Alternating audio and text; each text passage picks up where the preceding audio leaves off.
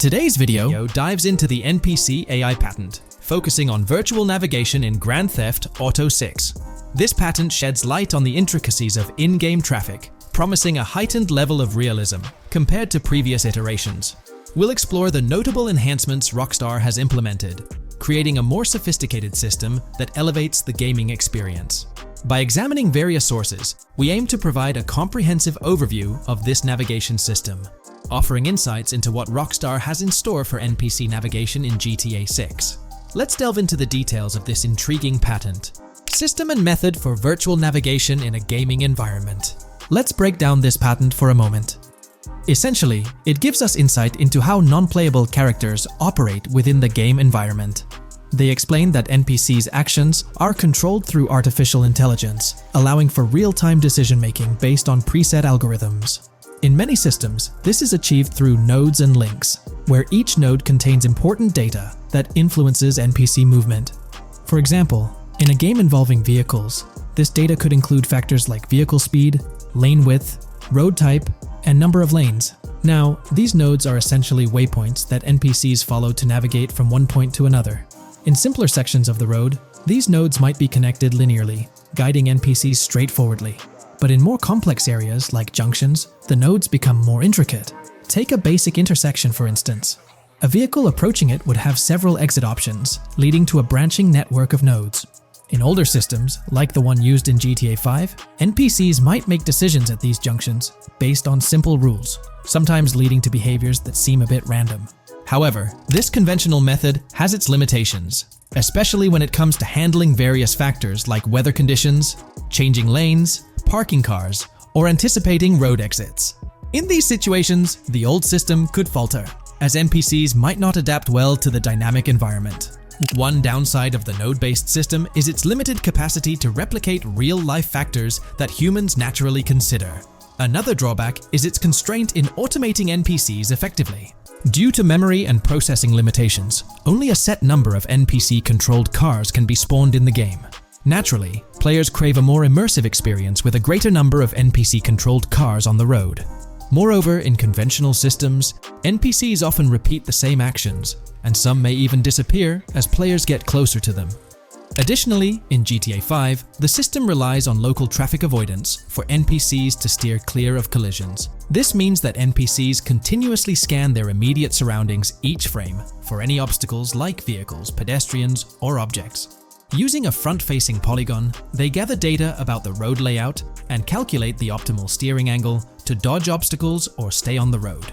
It's worth noting that this process occurs independently for each frame, without any reference to previous frames. This results in slower detection, as the system may not recognize a road blockage promptly.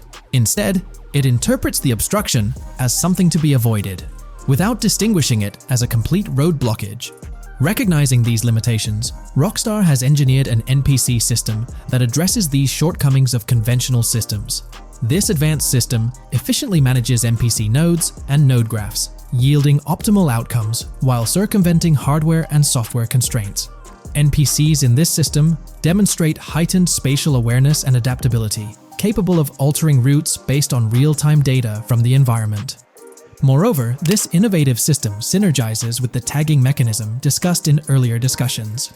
Through node analysis, the system identifies tags, such as indicating a road leads to a junction unsuitable for large vehicles. Consequently, large vehicles are deterred from entering. Furthermore, NPCs within this system consider various attributes of vehicle types, models, including speed restrictions, acceleration and braking capabilities, top speeds, cornering abilities, and vehicle size. NPCs will consider a plethora of data from their surroundings, leading to heightened situational awareness. Video games are populated by NPCs who are able to make real-time decisions based on their environment.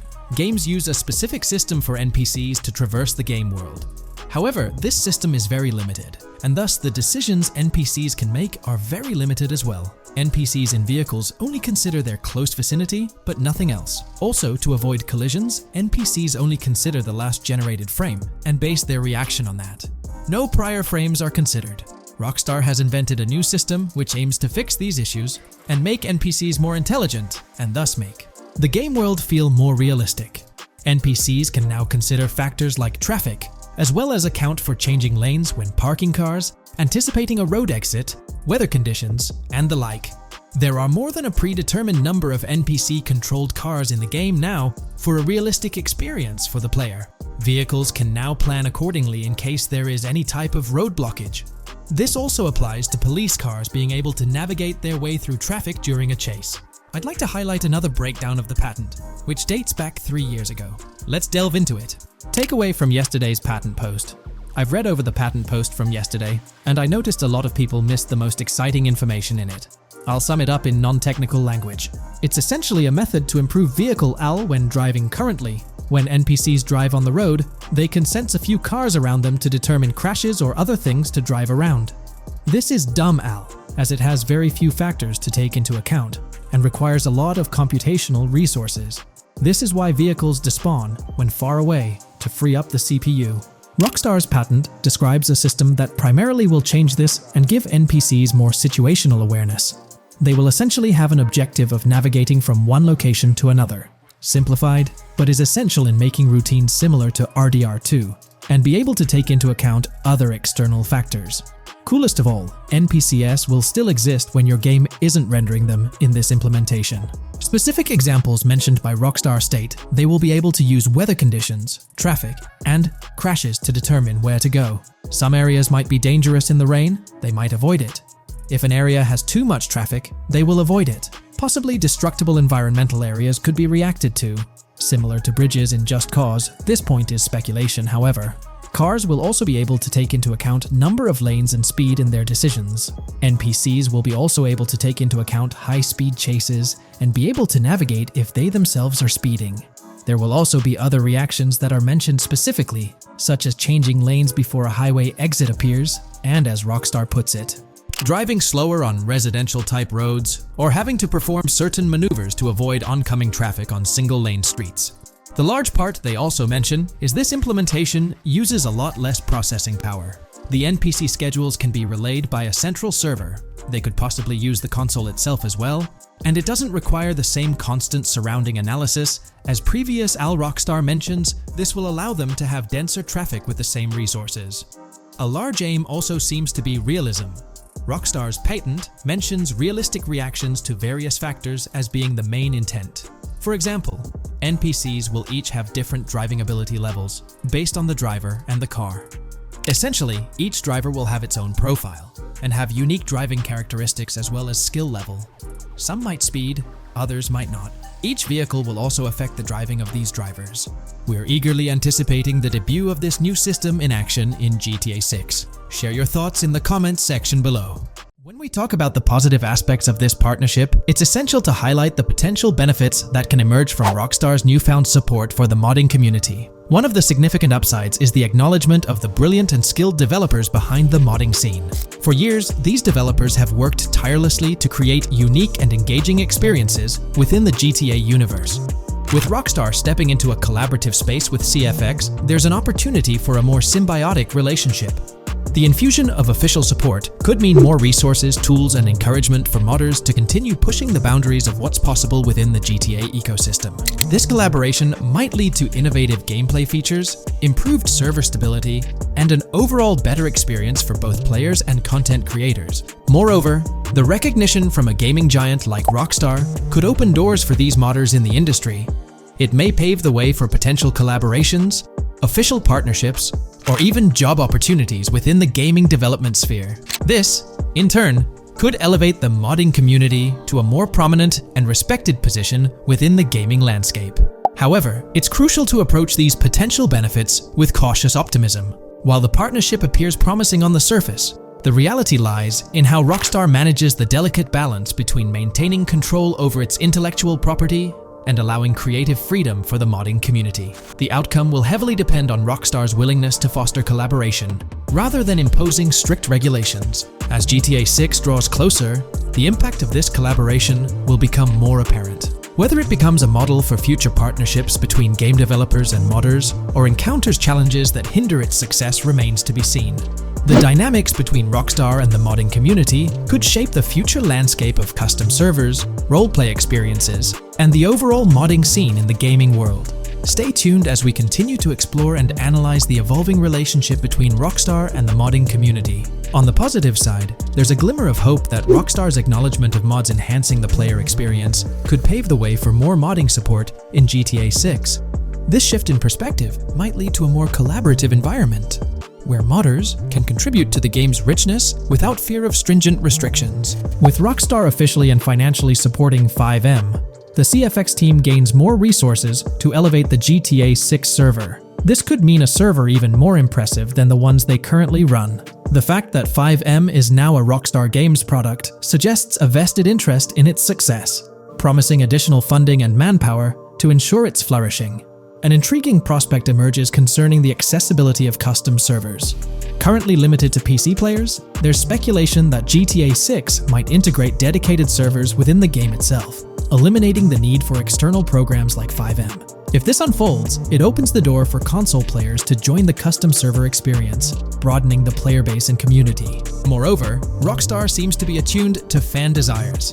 Despite a larger audience watching RP compared to those actively playing it, Rockstar appears committed to making improvements. Their intent to let custom servers thrive suggests a more fan-centric approach, acknowledging and catering to the desires of the gaming community. However, there are potential pitfalls to consider. The most glaring concern is Rockstar's inclination to monetize these servers. While the specifics remain uncertain, it's almost certain that some form of monetization, be it through custom server shark cards or a pay-to-play system, will be implemented. This could introduce a paywall, affecting the accessibility and enjoyment of custom servers for certain players. As we navigate through this evolving landscape of Rockstar's partnership with FiveM, the delicate balance between fostering creativity and implementing monetization strategies will determine the ultimate impact on the gaming community. Stay tuned as we continue to unravel the complexities of this collaboration and its implications for GTA 6 and the modding community. Let's unpack this a bit more. The whole monetization story got its moment in the spotlight during an earnings report where Take-Two CEO Strauss Zelnick spilled the beans. He essentially said, "If folks are messing around with our intellectual property, why not make a buck or two? It's a straightforward business move, really."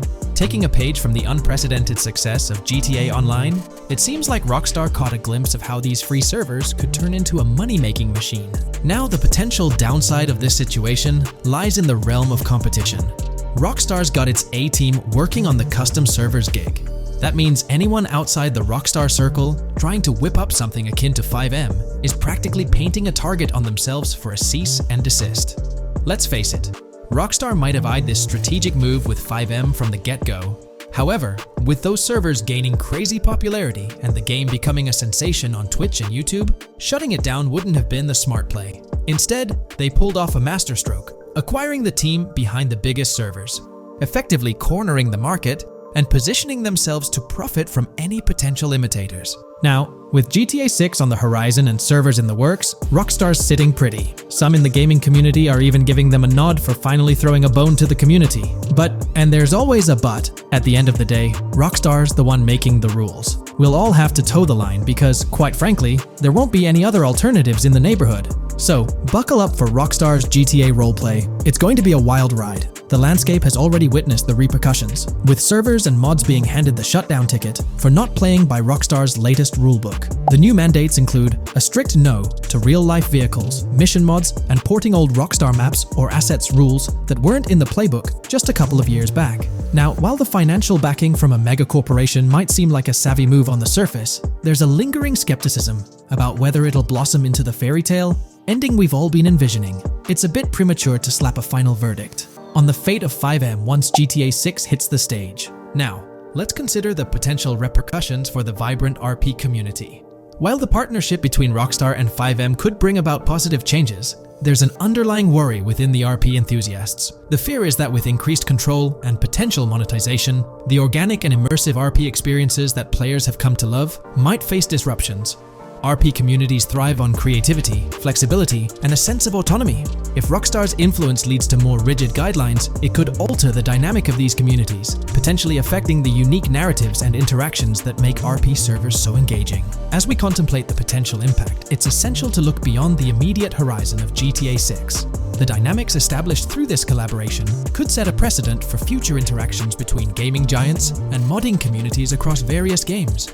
Whether it becomes a model to be emulated or a cautionary tale will be closely watched by both players and industry stakeholders. The future of FiveM and the broader modding community remains uncertain as GTA 6 inches closer to release. While concerns exist, there's also room for hope. The collaboration might lead to a harmonious blend of official support and community-driven creativity, enhancing the gaming experience for everyone involved. As players, content creators, and modders navigate this uncharted territory, the one constant is the love for the game and the shared hope for a positive evolution in the gaming landscape. Taking a stroll down memory lane, Rockstar's track record with monetization doesn't exactly calm the nerves. Add to that the current scenario where they're laying down the law for the CFX team, dictating what's permissible and what's not. This conjures up a cloud of uncertainty regarding the future of both FiveM servers and the broader modding community. Personally, I'm a big fan of RP servers and that immersive content. It's my cup of tea. The idea that the same company that set the stage with GTA 5 might potentially tarnish FiveM, turning it into a monetized maze with no alternatives, that's a bit of a buzzkill. Yet here we are, in the waiting room until GTA 6 steps into the limelight. There's been a lot of talk since GTA 6 was announced, with rumors flying all over. But hey, here's a rundown of confirmed stuff like vehicles, items, weapons, and features for the game. Now, the official release of the game is still a good few years away. Rockstar Games is really putting in the work to make this game top-notch. But thanks to a leak, we've got some inside info. We're talking cars, new physics, main characters like Lucia and Jason, map locations, a massive open world, tons of stuff to do in-game, and a bunch of weapons you'll get to use. We've also learned about better AI for non-player characters, some RPG elements, and cool new gameplay features. All this has got the gaming community buzzing about what GTA 6 will bring when it finally drops. Let's dive into the primary video clips making rounds on social platforms, showcasing mission gameplay, and offering insights into Rockstar Games' vision for GTA 6. Among the widely shared footage is a mission featuring Lucia, the game's playable character, and a Latina protagonist attempting to rob Hank's Waffles, a diner. During this early test phase, the non-player characters lack distinct facial features and bear a dummy-like appearance, humorously dubbed in-game as such. By the way, I'm holding a monthly giveaway for a PlayStation 5. You just need to subscribe and you're entered. Now, back to the video. The NPCs' responses are influenced by Lucia's aggressive actions, with various animations depicting the fear evoked by the robbery, akin to the dynamic NPC reactions seen in Red Dead Redemption 2. In the diner heist, Lucia has the option to aim her handgun at a hostage, providing players the choice to either rob or engage in hand-to-hand combat. Managing the hostage adds depth to criminal activities in the game. Jason, the white male protagonist, is also involved in the robbery, allowing players to interact with both characters during the encounter. Jason urges Lucia to act swiftly and escape without a trace, hinting at a relationship reminiscent of Bonnie and Clyde, aligning with previous leaks regarding the game's storyline. The character's appearance bears similarities to actors Eva Mendes and Ryan Gosling from The Place Beyond the Pines, though it remains uncertain if the narrative will mirror the movie's plot. Lucia and Jason appear to be in their late 20s, and the game incorporates a character-switching mechanism seamlessly activated through the controller's D-pad. As the police arrive, Lucia can menace another hostage, leading to a showdown with law enforcement outside. The intricate design of the outdoor area suggests a setting modeled after northern Florida, characterized by lush vegetation. As Lucia and Jason make their getaway, they rack up 2 wanted stars but avoid a shootout, deftly maneuvering around parked cars before commandeering a police cruiser. This early mission stage is apparent with tutorial-like cues, one highlighting improvements in police AI, where law enforcement remembers vehicles linked to illegal actions. The scene wraps up with Lucia driving the police car, Jason reassuring her of their ability to shake off the cops. However, their escape comes to an abrupt halt, with an unintended collision at an outdated car wash. The early footage reveals a minimap reminiscent of Grand Theft Auto 5, with icons possibly denoting missions from unfamiliar characters labeled WM and YJ. As they ascend to the VIP second floor, Dre interacts with DJ Tip, who appears irked by drink delays. A brief spat implies Tip's unpopular status. Dre moves on, and the clip ends. It's important to note that these clips depict early development stages, subject to changes throughout the game's progress. Another intriguing leak spills details on over 500 in-game events, encounters, and Easter eggs. While we can't cover them all, here are a few highlights. Various events like fishing, Satanist houses, backyard wrestling rings, and big cat mansions collectibles offer diverse experiences within the game's universe. There's talk of missing tourists, yard sales offering new clothes, an event resembling insurance fraud from Saints Row, a mysterious voice in a storm drain, potentially a nod to Pennywise, a multi-location Bonnie and Clyde mystery, and a workout challenge hinting at the return of fitness activities. Additionally, within Grand Theft Auto 6, players can stumble upon an island camp, DUI tests, UFO sightings, an animal house, a swamp safari, and the prospect of crazy golf gameplay. Based on insights gathered from the GTA forums, GTA 6's open world is estimated to be at least 2.5 times larger than GTA 5, providing players with a vast and immersive environment to explore. The game draws inspiration from the successful approach seen in Red Dead Redemption 2, promising a meticulously crafted open world with captivating mysteries that elevate the gaming experience. GTA 6's development footage showcases recognizable real-life locations from Florida, such as the Homestead Miami Speedway, reimagined as the Port Gel-Horn Racetrack, along with places like Portofino Tower, Sombrero Key Light, Solar Amphitheater Bayfront Park, and Lone Depot Park. Moreover, the inclusion of the 1000 Museum, a high-rise residential condominium in Miami, demonstrates Rockstar's dedication to detail. A metro map mirroring Miami's real version adds to the immersive nature of the game world. The presence of lush grasslands and vegetation hints at potential expansion into Georgia, although this aspect remains speculative until officially confirmed. The Miami Beach Police Department's resemblance to the Vice City neighborhood police station shows how Rockstar brings creativity into their world designs. Of course, with any early info, we're waiting for official confirmations to see how these elements fit into the final game. Until then, the mystery around Grand Theft Auto 6 will definitely keep fans excited for its release. Now, let's take a look at the primary locations featured in GTA 6. Ambrosia comprises Ambrosia Farms and the Tarmac. Bayside Copperhead, the Everglades or Grass Rivers, Fairyland, and Fairyland Forest offer distinct settings. The Keys region includes East Key, Low Key, and additional spots like a garage, gas station, and liquor store. Lake Okeechobee encompasses a motel, prison, and racetrack, while Little Haiti, North Beach, and North Miami feature establishments such as gas stations, hideouts, and liquor stores. Port Gellhorn distinguishes itself with detailed spots like an abandoned building, basketball court, beach, bingo hall, bowling alley, car wash, fishing store, fruit stand, gas station, motel, pawn shop, police station, quick shop, raceway, soccer field, and more. Red Hill showcases a forest. South Beach offers a boardwalk, gym, hotel, Ocean Drive, and park, while South Miami Sundown includes a beach and tarmac. Vice Beach encompasses Vice City suburbs and Washington Beach. Miscellaneous locations such as an abandoned hotel, observatory, Fountain of Youth, homeless community, Malibu Club, Monument of Leonida, Redneck Yacht Club,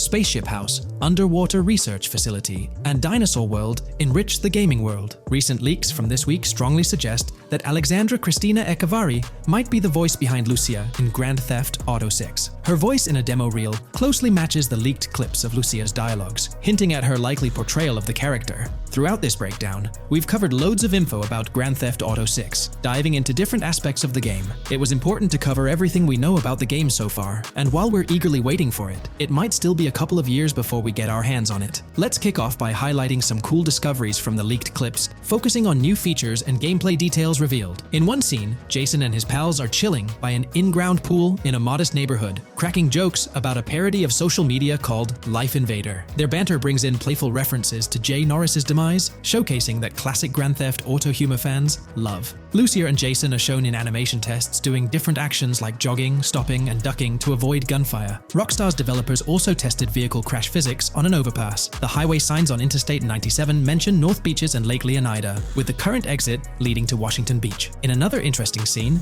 Jason finds a shipping container filled with stacks of cash and a motorbike. Various development clips reveal tweaks being made to a vehicle's interior, hinting at potential new designs or customization options for players. Throughout the clips, interactions with NPCs in the open world are demonstrated, including characters taking selfies, which adds depth to the game's environment and immersion. There's a moment where Jason enters a gang member's territory and takes cover behind a truck, showcasing unique animations for characters reacting to being shot. A notable find in the clips is a jetpack, previously leaked by Tom Henderson, which is seen inside the Jack of Hearts Club. The game features parody social media logos like Snapchat, Instagram, and Life Invader. Characters also sport different hairstyles, with details like Lucia's visible bra under her shirt, adding realism. A new feature is the ability for players and NPCs to hold their guns sideways during combat, adding a different dimension to fights. Additionally, Jason is seen twirling his rifle in the air, while another character in a parking lot shoots at him with their pistol held sideways. The leaked clips also reveal early police AI testing, with NPCs NPCs showing better cover usage in shootouts. There's a scene where Jason holds up a diner worker with an assault rifle, and while there are dialogue options similar to Red Dead Redemption 2, they seem placeholder for now. Also, Jason's new ability to go prone is a fresh addition to the series. There's a scene in a thrift or antique shop that allows for robbery, potentially serving as a spot to sell stolen items, adding depth to the gameplay. Another feature borrowed from Red Dead Redemption 2 is the ability to pick up and carry bodies, which adds complexity to gameplay. Red Dead Redemption 2's influence can be seen in several other aspects of this game too. The game brings in several RPG elements, like managing food, drinks, sweat, fatigue, and even taming animals, giving players a deeper gameplay experience. References to mountain bike ramps and city bike rentals promise enjoyable cycling activities. The leaked clips mention a bunch of weapons, from firearms like pistols, shotguns, and rifles, to unusual ones like golf clubs, baseball bats, and crowbars. Players can also use equipment such as flashlights, binoculars, lockpicks, and more. Additionally, players can stay in motels and hotels, with the Kington Hotel being one of the options. There's even a pool party with live music for players to check out. References to the Everglades and wildlife like alligators, snakes, raccoons, and birds suggest diverse environments to explore. The weapon wheel system, similar to Red Dead Redemption 2, limits the number of weapons and items players can carry. Lucia can carry a loot bag, possibly used for robberies or stealing from different places. The inventory system allows players to carry health kits and other items for temporary boosts, and Jason can pick up and drop weapons from his inventory. The clips hint at animations like overdose, suggesting unique actions or events in the game. There are indications of horses and horse riding mechanics, possibly inspired by Red Dead Redemption 2. The open world is full of accessible places, including motels, metro stations, restaurants, pawn shops, and supermarkets. Little details like grabbing a gumball from a quick shop machine add to the overall vibe. A cool feature is the ability to shoot while swimming, adding a new layer to combat situations. All these diverse and interesting elements together promise an immersive and fun gaming experience in Grand Theft Auto 6. Let's dive into the cars of GTA 6. Shout out to the GTA forums for putting together this info. You can find links below to join the discussions. There's a bunch of confirmed vehicles. We're talking the Ballista Compact, Ocelot Locust, and a car that looks like an early 90s Buick Skylark. Then there are some new cars without official names, like a 90s Chevy Caprice, a Chevy Malibu from 2016 onwards, a Chevy Sonic, and a Honda Accord from 2018 to 2022. And you know how Rockstar rolls, they'll give these cars their own funny names like they always do. There's more on the list too. Albany Primo, Benefactor Shafter LWB, a mix of Ford Explorer and Tahoe from the 90s or 2000s, a Toyota RAV4 from 2018 onwards, with a mix of Lexus NX style, and a Mercedes Grill,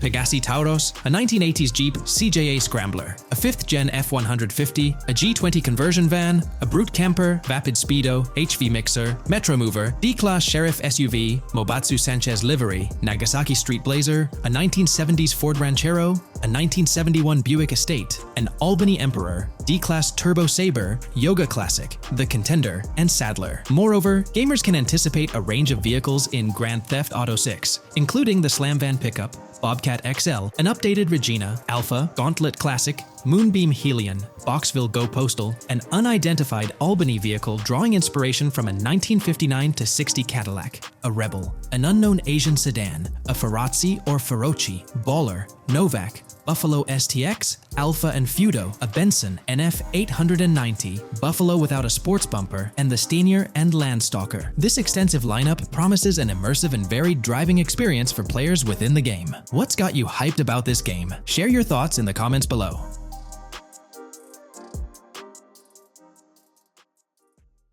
GTA 6 has been announced, and it's caused a whole bunch of rumors to swirl around. We've got a list of stuff that's actually confirmed for the game, so let's dive in. Now, the game isn't coming out anytime soon. Rockstar Games is still working hard on it, but thanks to some leaks, we've got some inside info on what to expect. We're talking vehicles, game physics, and the main characters, Lucia and Jason. Plus, we've got details on the map, the huge open world, activities, and all the weapons you can play with. There's also a bunch of cool stuff going on with NPC AI, RPG elements, and some new gameplay features. People are pretty hyped about all this, and they're chatting up a storm about what GTA 6 is going to be like. Now let's check out the vehicles in the game. The GTA forums did a solid job gathering this info, so shout out to them. So we've got confirmed vehicles like the Ballista Compact, Ocelot Locust, and something that looks like a 90s Buick Skylark. By the way, I'm holding a monthly giveaway for a PlayStation 5. You just need to subscribe and you're entered. Now, back to the video.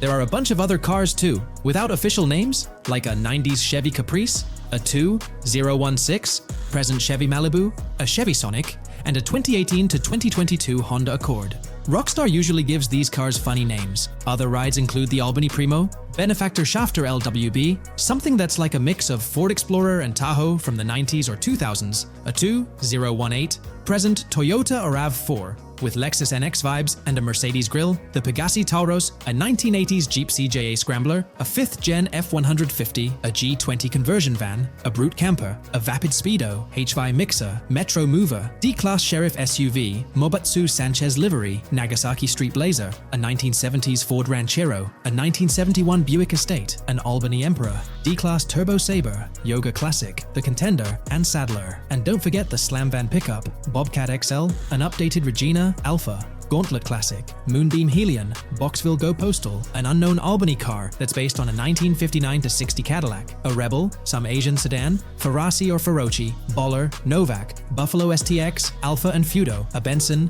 NF 890, Buffalo with no sports bumper, and the Stanier and Landstalker. With all these vehicles, GTA 6 is going to be quite the ride. Now let's talk about some gameplay clips making the rounds on social media. They give us a sneak peek at missions and what Rockstar is up to.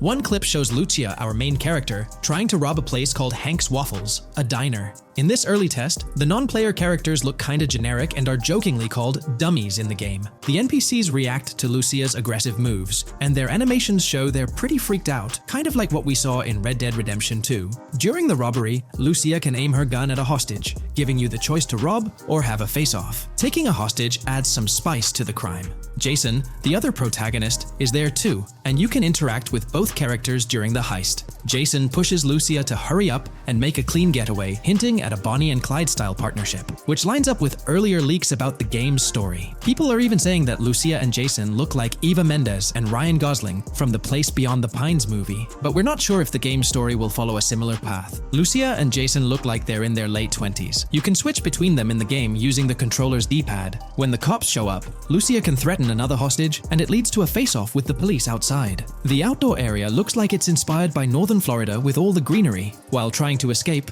Lucia and Jason rack up 2 wanted stars, but instead of a shootout, they skillfully maneuver through parked cars and hijack a police cruiser. You can tell it's an early part of the game from the tutorial-like prompts, including one about the police getting smarter and remembering cars involved in crimes. The clip ends with Lucia driving off in the stolen police car, and Jason assures her they can shake the cops. But their getaway ends with an accidental crash at an old car wash. In the next mission, Jason and Lucia hit up a strip club called Jack of Hearts and run into Dre, who's chatting with another lady. Dre talks about his music dreams and hints at someone named Boopy. During this chat, we get messages from 2 new contacts, Billy and RB Shaw, through a WhatsApp parody. The early footage shows a minimap that looks like the one in GTA 5, with icons that probably stand for missions from characters labeled WM and YJ. As they head up to the VIP second floor, Dre has a run-in with DJ Tip, who's upset about waiting for drinks. Dre steps in, but it's clear that Tip isn't the most popular guy. Dre moves on, and that's where the clip ends. Just remember, this is early development footage, and things might change as the game gets closer to release. Another leak spills the beans on more than 500 world events, encounters, and Easter eggs you'll come across while playing. There's too much to cover, but I'll mention a few interesting ones. You'll find stuff like missing tourists, yard sales with new clothes,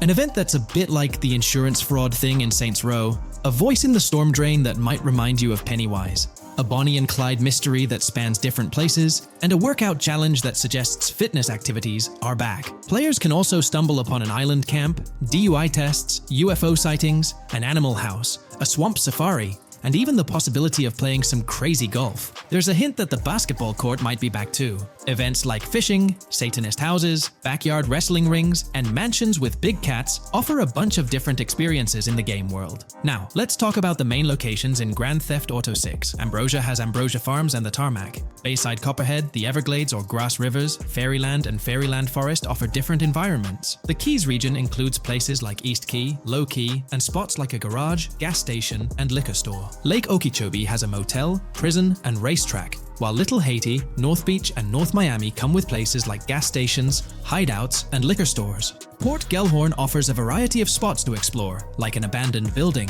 basketball court, beach, bingo hall, bowling alley, car wash, fishing store, fruit stand, gas station, motel, pawn shop, police station, quick shop, raceway, soccer field, and trailer park. Red Hill has a forest, South Beach features a boardwalk, gym, hotel, Ocean Drive and Park. South Miami Sundown includes a beach and tarmac, and Vice Beach covers Vice City suburbs and Washington Beach. There are also other interesting places like an abandoned hotel, observatory, Fountain of Youth, homeless community, Malibu Club, Monument of Leonida, Redneck Yacht Club, Spaceship House, underwater research facility, and Dinosaur World. According to info from the GTA forums, Grand Theft Auto 6's open world is estimated to be at least 2.5 times the size of GTA 5 ES, giving players a massive world to explore. The game seems to take cues from the successful approach in Red Dead Redemption 2, promising a well-designed open world with intriguing mysteries. We've spotted some real-life Florida locations in GTA 6's development footage, like the Homestead Miami Speedway turned into the Port Gale-Horn racetrack, and recognizable places such as Portofino Tower, Sombrero Key Light, Solar Amphitheater Bayfront Park, and Lone Depot Park. Even the 1000 Museum, a high-rise condo in Miami, is in the game, showing Rockstar's attention to detail. A metro map that's a match for Miami's real one suggests a deep immersion in the game world. The lush landscapes and greenery might hint at a move into Georgia,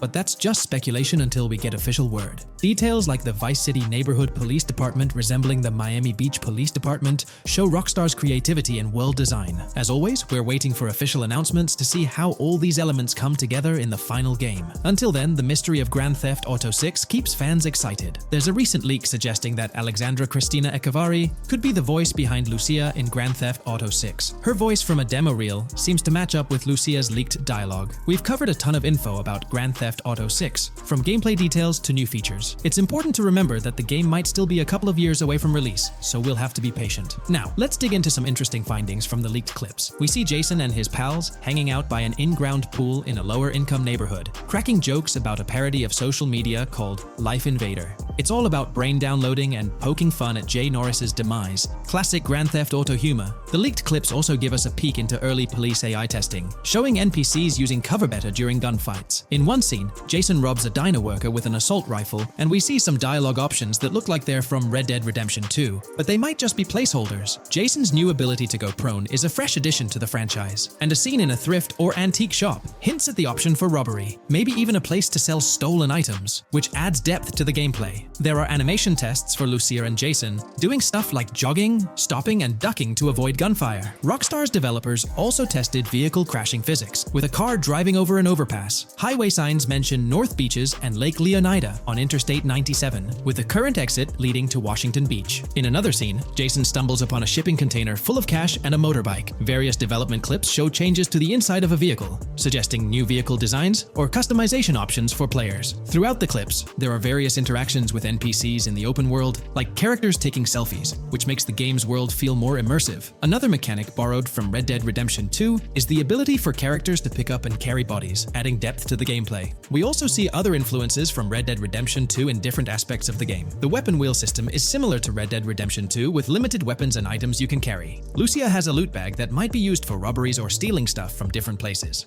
The inventory system lets players hang on to health kits and other items for temporary buffs, and Jason can pick up and drop weapons from his inventory. In one scene, Jason enters a gang member's territory and takes cover behind a truck, and we see unique animations for characters reacting to getting shot. There's a mention of a jetpack that was previously leaked by Tom Henderson, and it's inside the Jack of Hearts Club. The game includes parody logos for social media like Snapchat, Instagram, and Life Invader. Characters have different hairstyles, and there are realistic details, like Lucia's bra showing under her shirt, which adds to the game's realism. A new feature is the ability for players and NPCs to hold their guns sideways, which changes things up in combat. We also see Jason doing some fancy rifle tricks in the air, and another character in a parking lot shoots at him while holding his pistol sideways. The clips mention animations like Overdose, which hints at unique actions or events in the game. There are hints of horses and horse riding mechanics, likely inspired by Red Dead Redemption 2. The open world is packed with places to explore, like motels, metro stations, restaurants, pawn shops, and supermarkets. Small details like being able to get a gumball from a quick shop machine add to the overall experience. The game adds RPG elements, like managing food, drinks, sweat, fatigue, and even taming animals, which gives players a deeper gameplay experience. There are references to mountain bike ramps and city bike rentals, promising fun cycling activities. The leaked clips talk about loads of weapons, from regular firearms like pistols, shotguns, and rifles,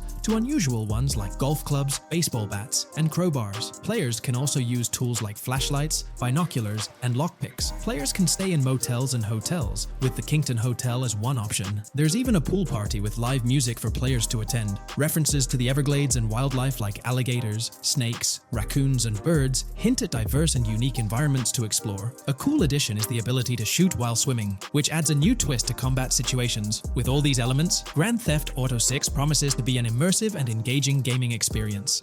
Here's all the information we've managed to gather about Grand Theft Auto 6 so far. Dedicated fans have compiled a 60-page document that meticulously covers every new feature revealed in last year's leaks. These features have been officially confirmed by Rockstar Games, as they originate from the footage Rockstar themselves acknowledged as part of Grand Theft Auto 6. Keep in mind that the game is still in development, so some details might evolve. However, as of now, these are the features you can expect to find in the game. If you're interested in delving into the full document, you can find a link in the description. But bear in mind that it's quite an extensive read, so we'll break it down for you. Let's begin by discussing the game engine. Euphoria physics has undergone adjustments, and improvements have been made to the ragdoll physics and overall game physics compared to GTA 5. Additionally, Grand Theft Auto 6 will incorporate lighting and skybox systems similar to those seen in Red Dead Redemption 2. This means you can anticipate enhancements like volumetric clouds and better lighting, which mark a significant leap forward, even compared to Red Dead 2. One notable detail from the leaks is the presence of heavy fog, a feature not prominently seen in GTA 5, except for snowy conditions. Advanced weather systems will play a more prominent role in GTA 6, adding depth and immersion to the game world.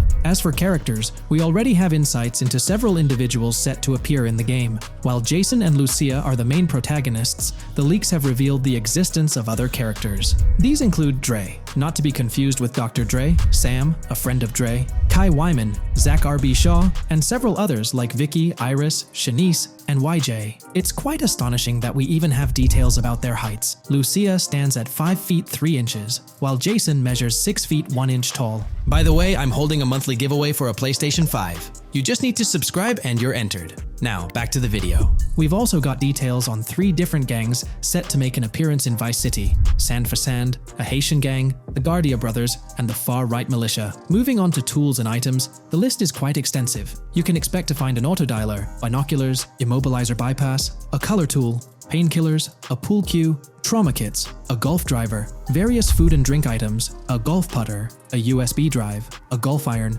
a crowbar, a golf wedge, a torch, a slim jim, a tracker jammer, a duffel bag for stashing your loot, cigarettes, and a backpack, again for storing your loot. When it comes to weaponry, the leaks confirm several options: a rocket launcher, an assault rifle, a baseball bat, a polymer pistol, a knife, a bolt-action sniper rifle, a Molotov cocktail, a spear gun, which is intriguing, a smoke grenade, a compact SMG, a flashbang, a micro SMG, a hunter sniper rifle, a heavy machine gun, an auto rifle, and a pump-action shotgun. The weapon wheel system will be divided into 3 sections: weapons, equipment, and gear. This setup is reminiscent of Red Dead Redemption 2, where you had access to your weapons, items, and horse all in one interface. Notably, we've seen glimpses of the ability to hold different weapons in each hand, and there's an additional quick item inventory in the bottom left corner of your screen. In a video clip, we observed an NPC firing at Jason, and shortly after, we noticed that Jason's health was low. A tip appeared on the left side of the screen,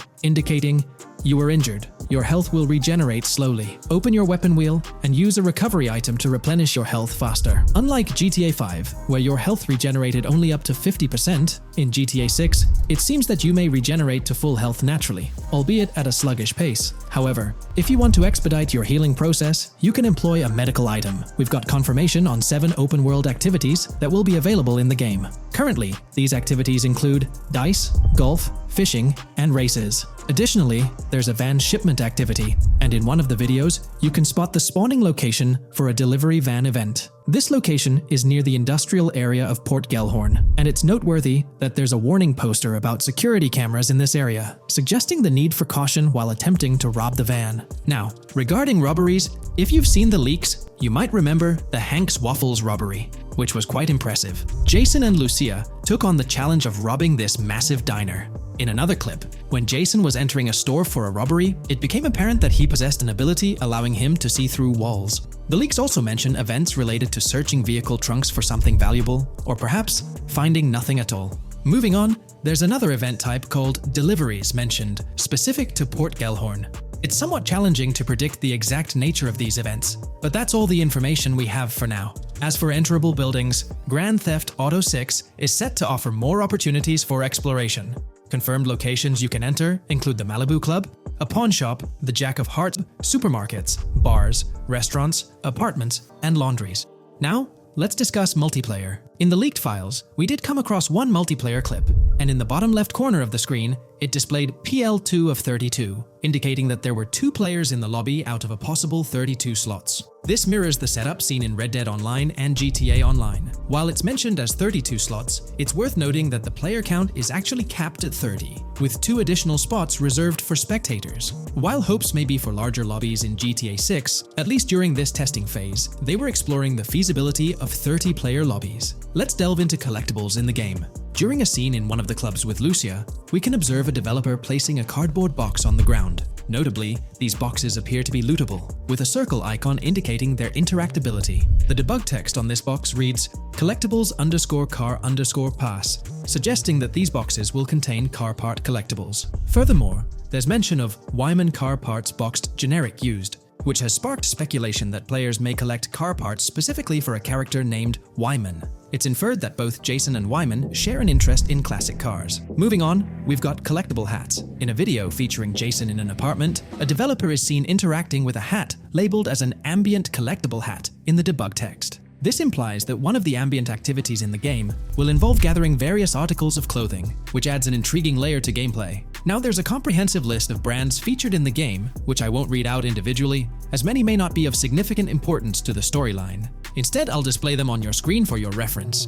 Feel free to pause the video if you'd like to take a closer look. Moreover, we have a list of confirmed animals in the game. As of now, the roster includes snakes, seagulls, skunks, raccoons, alligators, boars, wading birds, squirrels, southern leopard frogs, crayfish, lizards, skunk apes, pigeons, opossums, and whales. Keep in mind that this is not an exhaustive list, and there's a good chance we'll encounter even more wildlife when the game officially launches. These are simply the animals we have information on at this point in time.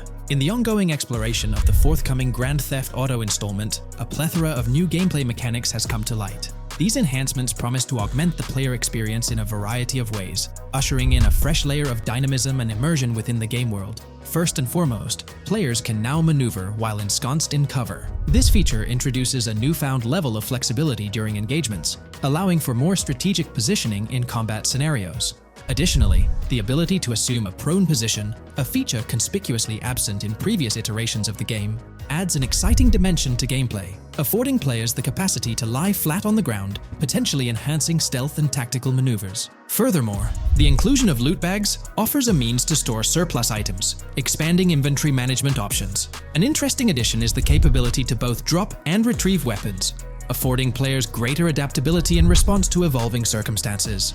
During intense firefights, a novel under-fire animation engages, wherein the player character instinctively shields their face from incoming projectiles, providing a more immersive combat experience. In the aftermath of enduring a severe blow, players are granted the opportunity to enact self-revival, potentially turning the tide of adversity. In aiming down sights, the option to seamlessly switch shoulders grants players a tactical advantage, facilitating improved positioning and target acquisition. Moreover, hand-to-hand combat now includes the ability to execute grabs, diversifying the melee combat mechanics. A noteworthy addition to the game is the implementation of buddy communication, embodied in the Buddy Comms and Buddy Ping system. Although specific details remain undisclosed, it is plausible that these features will facilitate coordinated actions between the two main characters, Jason and Lucia. Vehicle combat has witnessed a transformation, as shooting from car windows now entails the complete egress of the player character from the window, enabling full 360-degree firing capabilities, thereby revolutionizing vehicular combat dynamics. The intriguing Eagle Eye system, seemingly exclusive to Jason, allows for a form of wall-penetrating vision, although its applicability to Lucia remains uncertain. Enhancements also extend to interactions with in-game elements. Players will find themselves endowed with a broader range of interactions, such as the capacity to carry bodies, engage in robberies, issue threats, and converse with non-playable characters, NPCs, during heists. Moreover, the ability to collect additional items, including beer bottles and cans, enriches the gameplay experience. Shifting the focus to new gameplay systems, one particularly exciting addition is the concept of money laundering. During the Hank's Waffles robbery, an icon associated with the car wash property, a washing machine adorned with a $sign, has been identified as indicative of money laundering. This suggests that players may have the opportunity to purchase specific types of businesses with the intent of laundering illicit funds in the single-player mode. Moreover, the inclusion of fences introduces a layer of illegal commerce within the game. These fences serve as intermediaries for players to sell illegal items, providing a means to offload contraband and potentially profit from illicit endeavors. The inclusion of hacking mechanics is confirmed to some extent in the game. Lucia is equipped with a set of intriguing tools, including a tracker jammer, immobilizer bypass, USB drive, and an auto dialer. As of now, it remains unconfirmed whether Jason will also have access to these items. Historical leaks from a few years ago hinted that Lucia would be the designated hacker, so the extent of hacking abilities for each character awaits further clarification. Among the event types within the game, two distinct categories emerge: pragmatic cool and chaotic and romantic cool. While specific details surrounding these events are not fully disclosed, they introduce intriguing possibilities for players to navigate. Furthermore, during robberies, players will have the capacity to issue commands to the other character involved.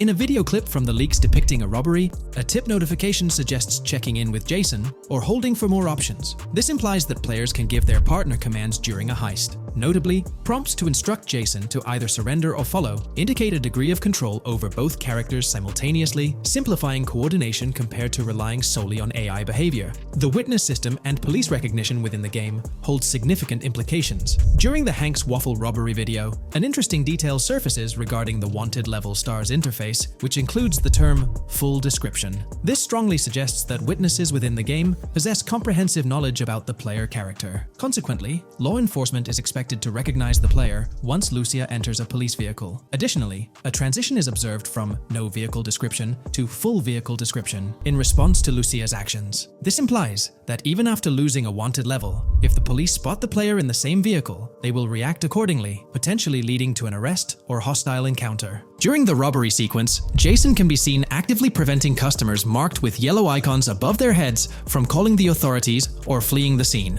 Notably, an NPC within the diner exhibits a yellow icon above her head. Following Lucia's exit from the diner, the icon begins to flicker. Subsequently, as Lucia approaches a police car surrounded by law enforcement, the icon shifts to red. The female NPC then departs from the diner, making eye contact with Lucia before hastening away. These developments underscore the sophistication of NPC interactions, presenting a notable advancement in the game's artificial intelligence systems. The prospect of item sharing between the characters Jason and Lucia is on the horizon. A notable example emerges from a video clip where Jason pilfers items from containers, opting to retain some while distributing others. This cooperative element extends to the unlocking of doors and gates, exemplified in a video featuring Jason within the Sand for Sand area, which, if you recall, is the moniker of a gang in GTA 6. In this particular clip, Jason stealthily maneuvers past a red truck, revealing a door from an import garage building bearing the descriptor "door panel locked" in its debug text. In juxtaposition, a gate within the same clip indicates "door unlocked," signifying the necessity of unlocking specific access points. Subsequently, we delve into an extensive catalog of new features, commencing with an upgraded AI system. In a visual excerpt, the enemy AI exhibits an inclination to open fire upon Lucia when she pivots to face them. This hints at AI entities possessing a heightened acumen for discerning opportune moments to engage in combat. Impressively, AI units adapt their elevation relative to surrounding obstacles, steering clear of potentially disadvantageous head-glitching tactics. Furthermore, a prudent alteration manifests as AI adversaries opting to lower their stance during weapon reloads, a judicious move compared to reloading while exposed in the open.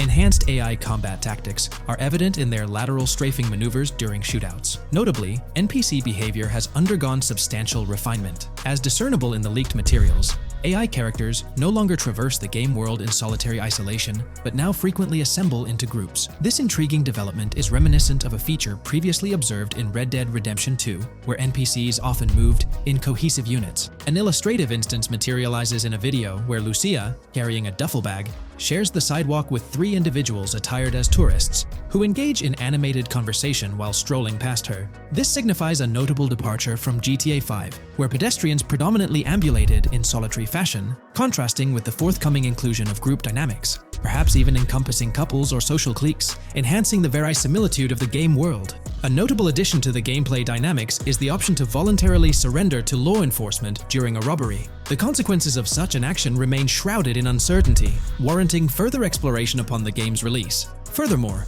the mundane act of purchasing gumballs from vending machines emerges as a potentially restorative action. While it can be surmised that gumballs may offer a healing effect, concrete details regarding their function remain pending confirmation. In a nod to realism, akin to GTA 5, the forthcoming installment acknowledges the accumulation of dirt on your character's clothing, reflecting the wear and tear endured during your escapades. The hair and facial hair systems exhibit intriguing variability, with different versions of Jason observable in the leaks, sporting varying hairstyles, including long hair, short hair, stubble, and clean-shaven looks. While not definitively confirmed, this strongly alludes to the introduction of a hair growth system, akin to the one featured in Red Dead Redemption 2. Given the precedents established in the latter game, the likelihood of such a system in GTA 6 appears high.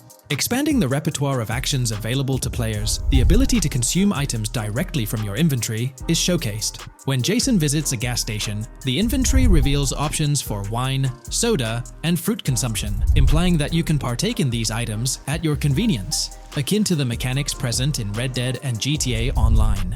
Introducing a novel event type named Cop Trap, the game incorporates scenarios where law enforcement sets up traps at multiple locations. While the precise details of these traps remain undisclosed, it is apparent that police will employ diverse tactics to ensnare players.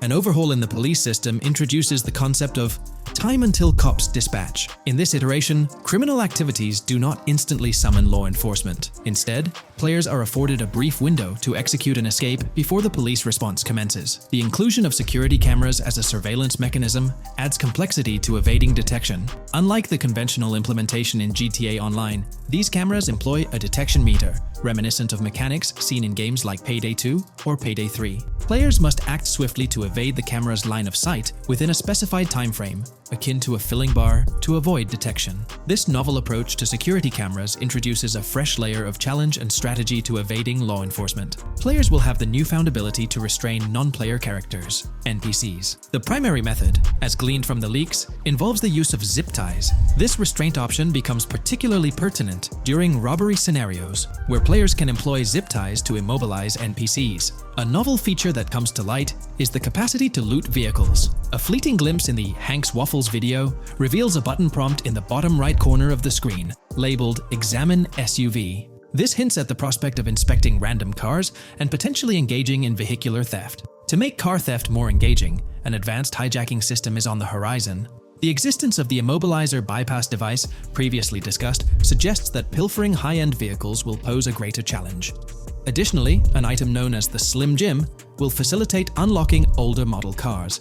These mechanics collectively point to the notion that hijacking automobiles will become a more intricate endeavor, with the potential for car theft endeavors to end in failure. Furthermore, two intriguing event types emerge, namely carjacking, CAT, and carjacking, advanced AI. These events suggest that the vehicular hijacking process will incorporate nuanced elements, potentially involving the interference of an AI-controlled entity. GTA 6 promises to deliver an augmented vehicular experience through improved vehicle damage and handling. In a displayed video clip, as Lucia attempts to evade pursuing law enforcement, cars suffer more impactful damage. Notably, various parts of the vehicles, such as the front fender and hood, demonstrate more realistic deformation and fragmentation. The in-game interiors now feature functional GPS and waypoint systems on the dashboard, enhancing navigational convenience for players driving in the first-person perspective. Additionally, players have the option to enter a car via the passenger seat, offering flexibility in vehicle interaction. A hallmark of GTA 6 is its meticulous attention to detail.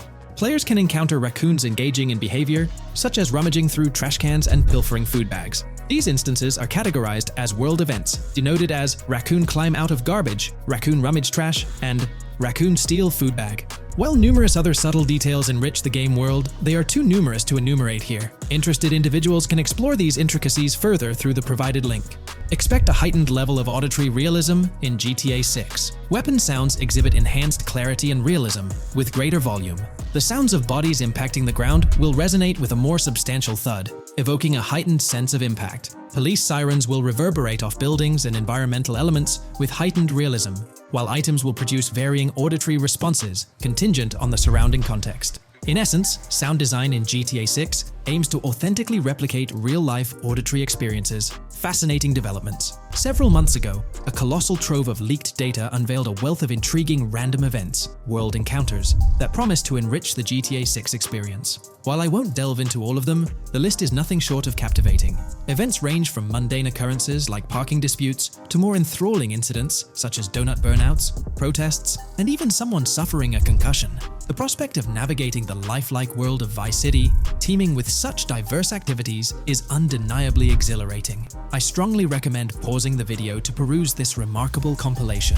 Additionally, we have been privy to an extensive catalog of vehicles slated to appear in GTA 6. These vehicles, gleaned from both in-game leaks and files, I encourage you to peruse this comprehensive list at your leisure. It resides on page 30 of the document. Furthermore, the leaks have divulged a plethora of confirmed locations within Vice City and its environs. Naturally, Vice City itself takes center stage, while several districts and neighborhoods will pepper its landscape. Notable locations include Edgewater, North Bay City, Rock Ridge, Little Haiti, Vice Beach, South Beach, Washington Beach, and Key Biscayne. Port Gellhorn, intriguingly, appears as a separate city akin to Sandy Shores or Palito Bay from previous iterations. The list extends to encompass Yorktown, Ambrosia, Sundown, the Keys, La Pearl, Red Hill, Lake Leonida, Hamlet, Stockyard, Homestead, Grass Rivers, Ekin, Fanaka, Underwater, and Relief. Each of these major locations contains a multitude of sub-locations, a testament to the meticulous world-building evident in the game. As if this weren't enough, the dedicated community has endeavored to construct a speculative map of GTA 6 based on coordinates extracted from the leaks. While the precise layout of the map's northern region remains uncertain, the map preview encapsulates the sprawling Vice City to the south and Port Gellhorn on the left. This visual representation of the game world is undeniably impressive and stokes the anticipation for the immersive adventures that await. In today's video, we're about to explore the intricacies of the Vice City mapping project, unraveling the mysteries of the latest map iteration. Join us as we meticulously analyze the details and draw insightful comparisons between the expansive GTA 6 map and its predecessors within the series. Our adventure doesn't stop there. We'll be immersing ourselves in the leaked information from 2022, unveiling a treasure trove of open-world activities. Brace yourselves for a comprehensive list featuring every nook and cranny on the GTA 6 map, showcasing not only new additions, but also the anticipated return of beloved locations from the iconic GTA Vice City, as hinted in the leaks. Let's kick off this exploration by delving into the heart of the GTA 6 mapping project. For those familiar with it, this official endeavor aims to provide a scale-accurate representation of what players can expect in the actual game. The map sprawls across two major cities, Vice City and Fort Gorn, and every detail is meticulously curated from leaks and the official trailer. Now, for those wondering about the seemingly expansive green spaces on the map,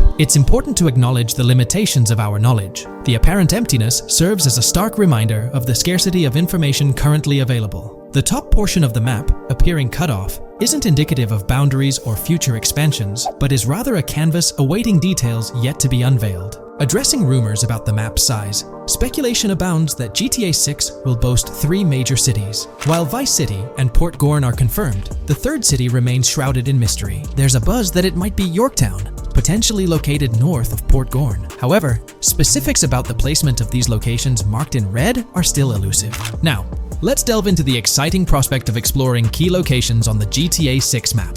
These names, extracted from the official trailer and leaks, offer a tantalizing glimpse into the rich and diverse world awaiting players. Get ready to traverse the landscapes of Yorktown Red Hill Fairyland Forest, near Berryland, a whimsical Disneyland parody, Ambrosia Lake, Leonida, Lore North, Beaches Belleville, Ica, Vice City, Hamlet, Grass Rivers, and the enigmatic Gator Keys. As our journey unfolds, stay tuned for more updates, insights, and speculations surrounding the continually expanding universe of GTA 6. The road ahead promises thrilling surprises, and we're here to navigate it together. Now, let's delve deeper into the intriguing details surrounding Port Gellhorn. The bustling streets and structures around Hank's Waffles Diner, a focal point for a heist according to the leaks, spark anticipation for dynamic in-game events. The meticulous rendering of these locales not only captures the essence of the city, but also invites players to immerse themselves in the narrative-driven experiences that Rockstar Games is known for. Examining the speculative changes in Port Gellhorn, the notable relocation of the Port Gellhorn airfield suggests a strategic reimagining of the city's layout.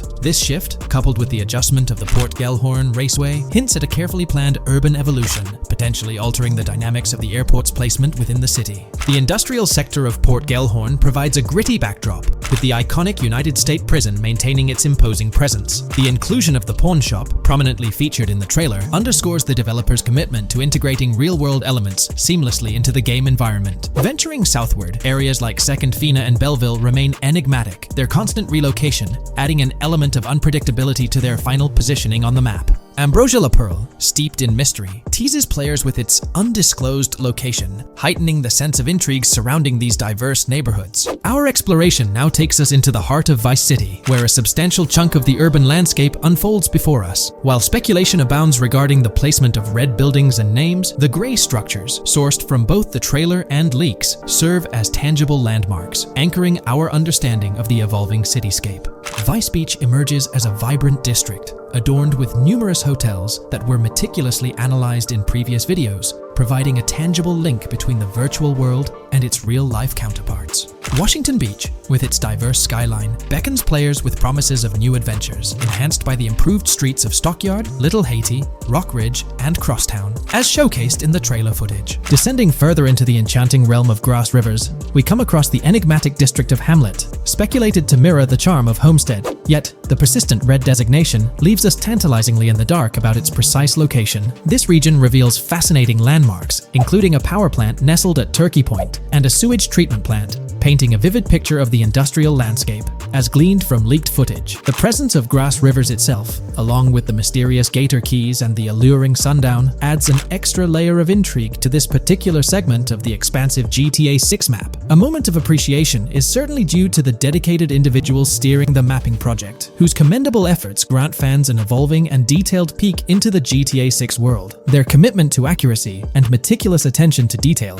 foreshadow an immersive gaming experience, setting the stage for the excitement surrounding the official release. Now, let's delve into a truly mind-blowing comparison that has set the gaming community abuzz. Our gaze shifts to the juxtaposition of Los Santos from GTA 5, Liberty City from the iconic GTA 4, and the highly anticipated Vice Beach from GTA 6. The comparison not only highlights the need for potential adjustments in Vice Beach's size, but also emphasizes the extraordinary density and detail that players can expect. Acknowledging the observed need for a slight enlargement of Vice Beach, the visual impact remains nothing short of extraordinary. The comparison underscores the incredible density that GTA 6 promises, reminiscent of the lively streets and vibrant atmosphere experienced in the streets of GTA 4's Liberty City. Speculation regarding the buildings in Vice Beach, as showcased in the mapping project, heightens the anticipation, with the close proximity of structures promising an unparalleled level of immersion and detail, evoking nostalgia from the beloved GTA 4 era. This meticulously crafted map stands as a colossal playground, harking back to the bustling streets that made GTA 4 a standout title. The intricate detailing, the tightly packed urban landscape, and the anticipated density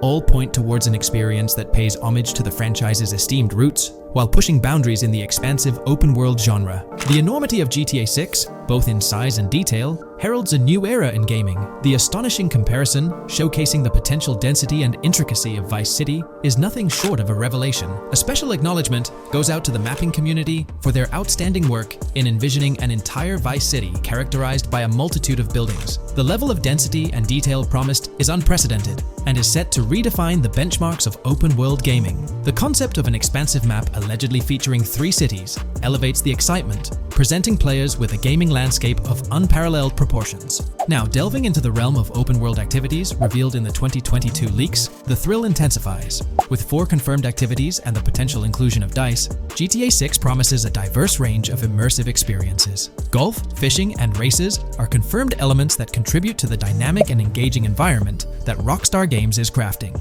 A particularly intriguing moment unfolds in the trailer, as Jason, visibly nervous, speeds away from a robbery scene, with Luke clutching the ill-gotten cash. In the distance, the iconic Topgolf in Doro makes a cameo, a real-world entertainment destination located in Doro, Florida. The climate-controlled hitting bays, HD TVs, and sports bar elements create an enticing backdrop for players to explore. This real-world integration adds a layer of authenticity, bridging the gap between the virtual and real worlds.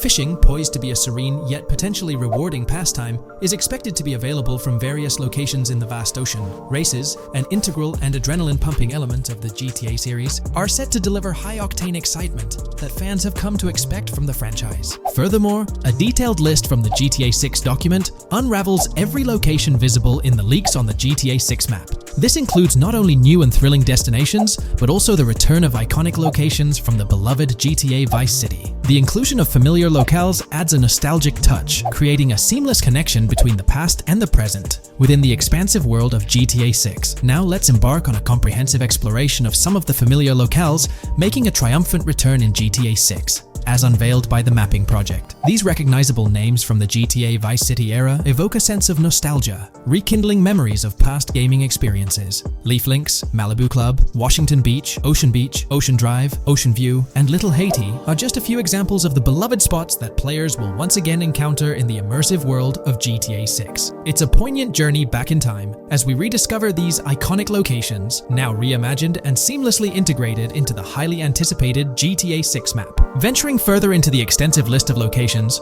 our focus remains on the map, unveiling an array of intriguing places that contribute to the game's richness. Among these, the Jack of Seas nightclub takes center stage, having made appearances in both the official trailer and the leaks from 2022.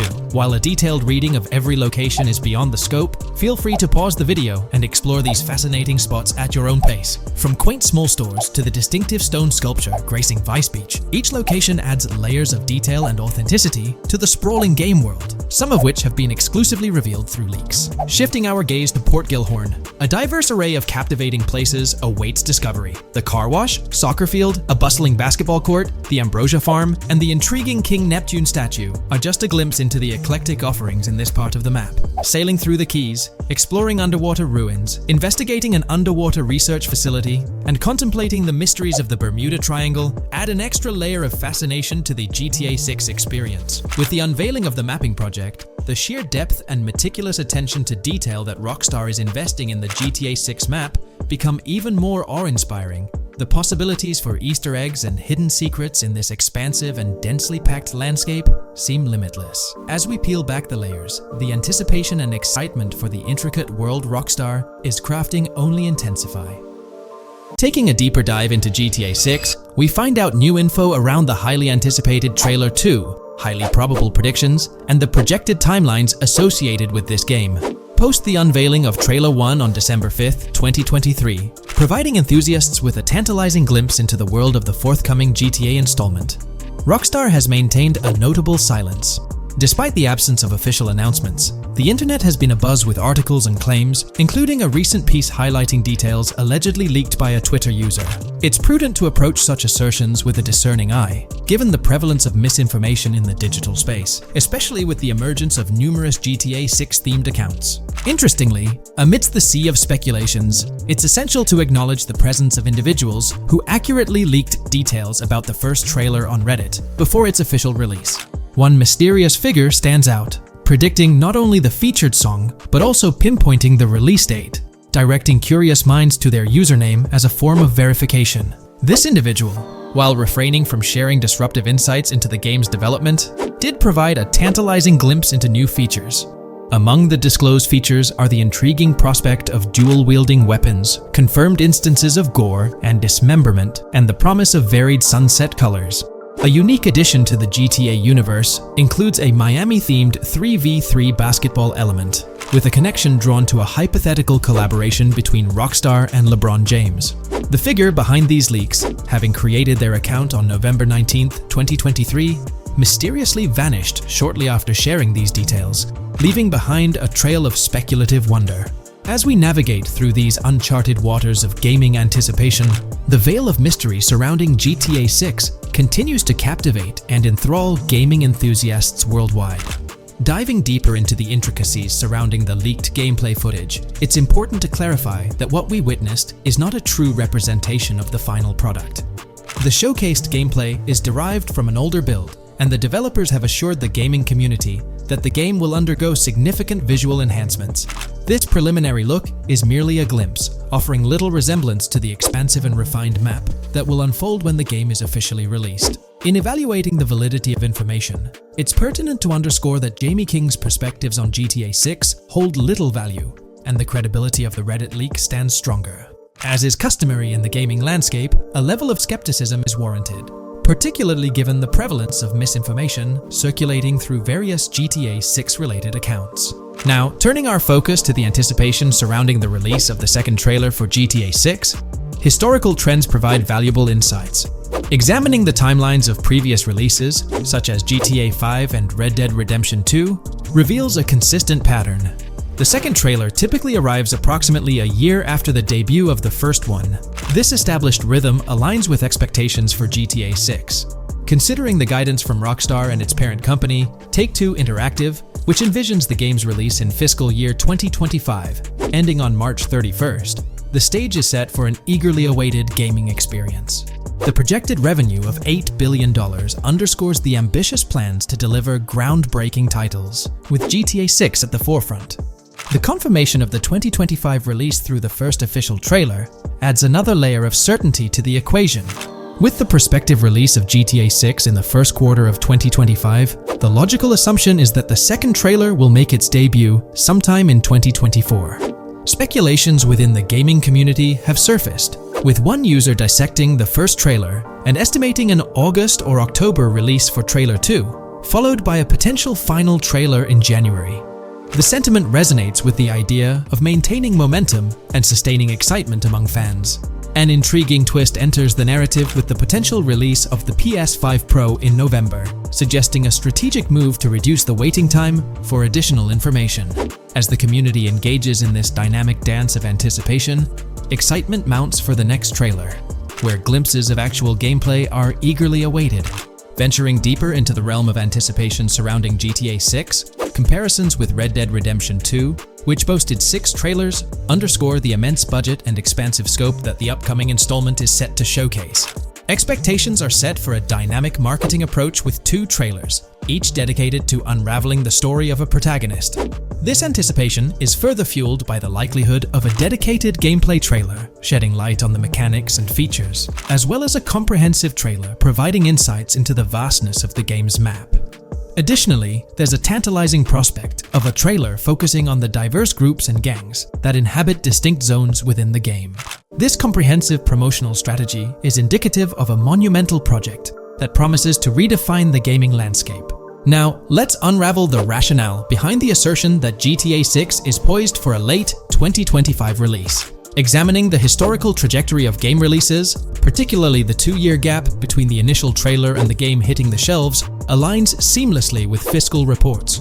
This alignment serves as a solid foundation for confidence in predicting the game's availability by the end of 2025. Pondering the intriguing possibility that GTA 6's launch timeline might mirror that of its predecessor, GTA 5, sparks curiosity. Noting the first teaser trailer's debut on November 2nd, 2011, and comparing it with GTA 5's unveiling on December 5th, 2023, there's a parallelism that invites speculation.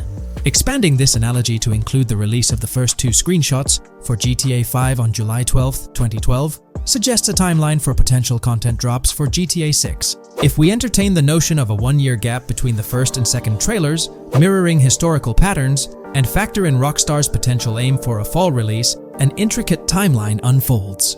Of course, acknowledging the industry's unpredictability, potential delays could sway this projection. Encouraging the community to share their insights, the script opens a channel for predictions regarding the release of GTA 6 Trailer 2. For those intrigued by a personal timeline, a meticulous projection is presented.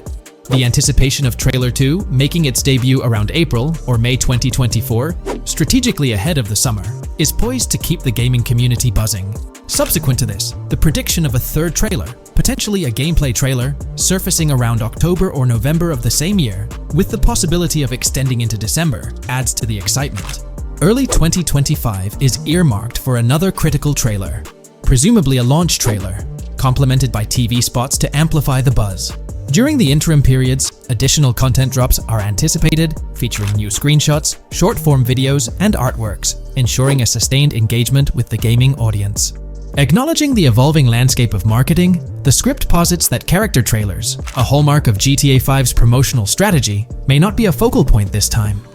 The shift from 3 protagonists in GTA 5 to 2 in the current installment lends credence to this assertion. The first trailer introduced Lucia, and the prediction is that the second trailer will shift the spotlight to Jason, offering glimpses into his character and potentially unveiling more facets of the game's map, including Sport Gilhorn. Furthermore, a dedicated story trailer is envisioned, delving deeper into the narrative, characters, and plot. If Rockstar aims to sustain the momentum generated by the first trailer and is eyeing an early 2025 release, the likelihood of witnessing the second trailer before the summer of the current year becomes plausible. This expansive and speculative exploration of GTA 6's potential trajectory invites the gaming community to share their perspectives, fostering an engaging discourse in the comments section. In today's video, I'll be discussing the recent developments in the GTA 6 mapping project. We'll delve into the latest additions, including new locations featured in Trailer 1, adjustments to existing locations, refinements in certain areas, and exciting discoveries from the latest trailer, such as the yacht interior, surfboards, Princess Robot bubblegum, and more. Let's start by examining the mapping project itself. It's been some time since our last update on this front, and there have been notable changes to the map since then. This iteration represents the most recent version of the GTA 6 mapping project, spearheaded by Dupe's Zero R. Below, you'll find a roster of individuals who have contributed to this endeavor, and it's worth noting that this list has been recently updated. This project stands as the largest and most comprehensive effort within the fan community, with the goal of predicting the map of GTA 6 as accurately as possible prior to its official unveiling. Dupe's Zero R mentioned that there's still an extensive list of elements to incorporate and modify, but for now, this update suffices. Anticipate further alterations to the map in subsequent updates. This iteration represents the latest version of the GTA 6 mapping project. Notable adjustments have been made to the legend and the manner in which various elements are annotated on the map. All markers now include viewing cones to indicate their general viewing direction. However, it's important to note that the angle of these cones is merely symbolic.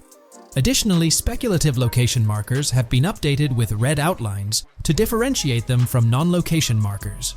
Furthermore, coordinate markers now display their corresponding clip names for easier identification. Changes have also been made to the naming conventions in the key section. For instance, you'll notice that the markers now include the names of the clips they are derived from. Let's delve into the alterations specific to Vice City. The angles of Rock Ridge and Stockyard have been tweaked to align with calculations/evidence and to better match the coordinates. By observing the outlines, you can see that both the Rock Ridge and Stockyard areas have been subtly adjusted, ensuring a more cohesive layout. There's a noticeable improvement in alignment. A notable update to the map is this section here. Previously, absent features have been incorporated from the edges of one of Rock Ridge's mini-maps, and adjustments have been made to the water's edge in that vicinity, now depicted in dark green to indicate the genuine boundaries of this section of the Vice River. Additionally, several buildings in the Rock Ridge area have been identified, including the Rock Ridge Community Research Center, Miami Police Department, Venture Apartments, Orange and Pink, 7071 Warren Thacker Manor, inspired by Martin Fine Villa, Palace Cafe and Diary, all sourced from leaks. Furthermore, there are 2 speculative markers outlined in red, representing locations from the trailer. One in Rock Ridge is speculated to be the Hammer Hamlet Ladies location, while the other marks the high roller scene from the trailer. You can find the timestamps for both scenes on the map. Updates have been made to the route of the I-404, incorporating new evidence. This includes adjustments in Vice Beach and the positioning of the road near Rock Ridge. Notably, there have been alterations to the highway section near the airport. Additionally, speculative terrain and building positions in Washington Beach have been revised to align more closely with the evidence. Changes have been made to the shapes and locations of the Ritz-Carlton Bal Harbour, Akoya condos, and Jade Ocean condos. Furthermore, alongside the speculative road and landmass in the Bayfront Heights area, the Y Vice City and Gate/Continental hotels have been included in the Vice Beach vicinity. Additionally, several minor adjustments and fixes have been implemented. Regarding the Vice Beach area, there have been additions of new buildings supported by recent evidence. These include 200 Ocean Drive, 260 Ocean Drive, 1043 Washington Avenue, Beach Park Hotel, and Council Towers North. Moreover, over at Brickell Key Island, 2 new buildings, Brickell Key 1 and Brickell Key 2, have been introduced. Additionally, corrections have been made to the names of the Tequesta Point locations, accurately reflecting their respective positions. Now, let's shift our focus away from Vice City. Firstly, an error regarding St. Joseph has been rectified. Previously labeled in purple, it should have been marked in red to signify that this name hasn't been confirmed in the leaks, but is either speculative or based on real-life data. Moving westward towards Port Gellhorn, there have been notable additions to the leaked industrial area opposite the state prison, along with improvements to the prison itself.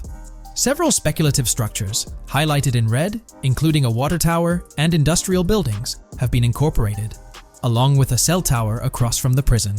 Heading south to the quays, significant improvements have been made.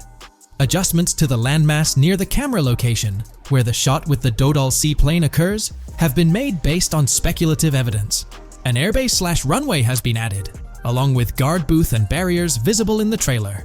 Additionally, 2 speculative buildings marked in red, as well as the speculative naval area station, have been included. That wraps up all the updates to the GTA 6 mapping project. Share your thoughts in the comments below. There have been some significant changes with this update. But now, let's shift our attention to the discoveries made in the trailer. I also wanted to touch on these findings in this video.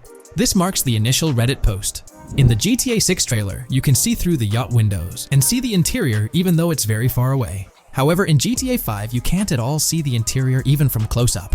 We will probably get inside the yacht and maybe even houses, or at least see inside it. In the shot of the Venetian island, it's evident that there will be a high density of yachts. It seems that the boats will be easily accessible, and based on the leaked shot featuring Jason on a boat from 2022, it's probable that players will have the freedom to enter, drive, and explore yachts like the catamaran seen in the opening scene of the trailer. Now, on to the next discovery, surfboards. Know a lot of people been talking about surfing, and while there's still nothing indicating it being an interactive minigame, surfboards are in-game and seen in the trailer. Surfboards were in 5, but only on the tops of certain cars, and a few static ones sat the beach. What do you all think?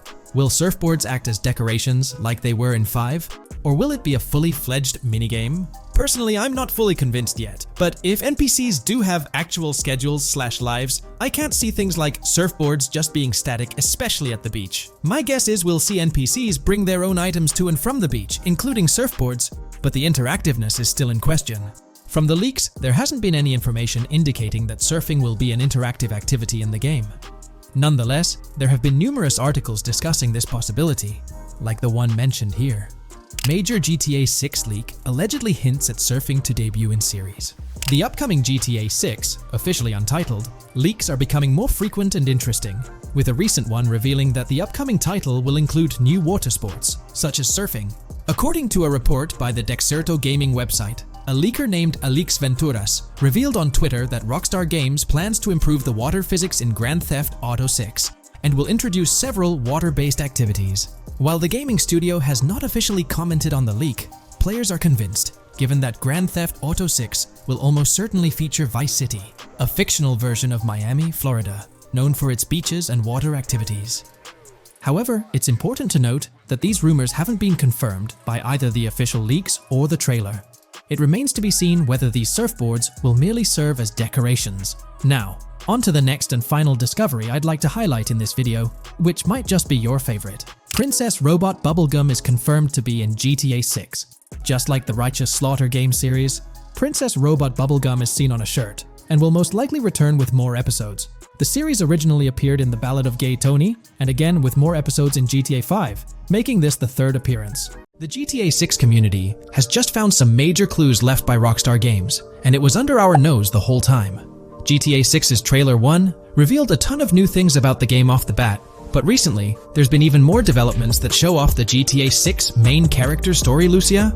We learn a bunch of new things about her background, so if you're not interested in potential spoilers, this may not be the video for you. This information is directly from Rockstar Games, so this is the real deal. So getting into the details of Lucia's jail cell, let's focus on those newspaper clippings.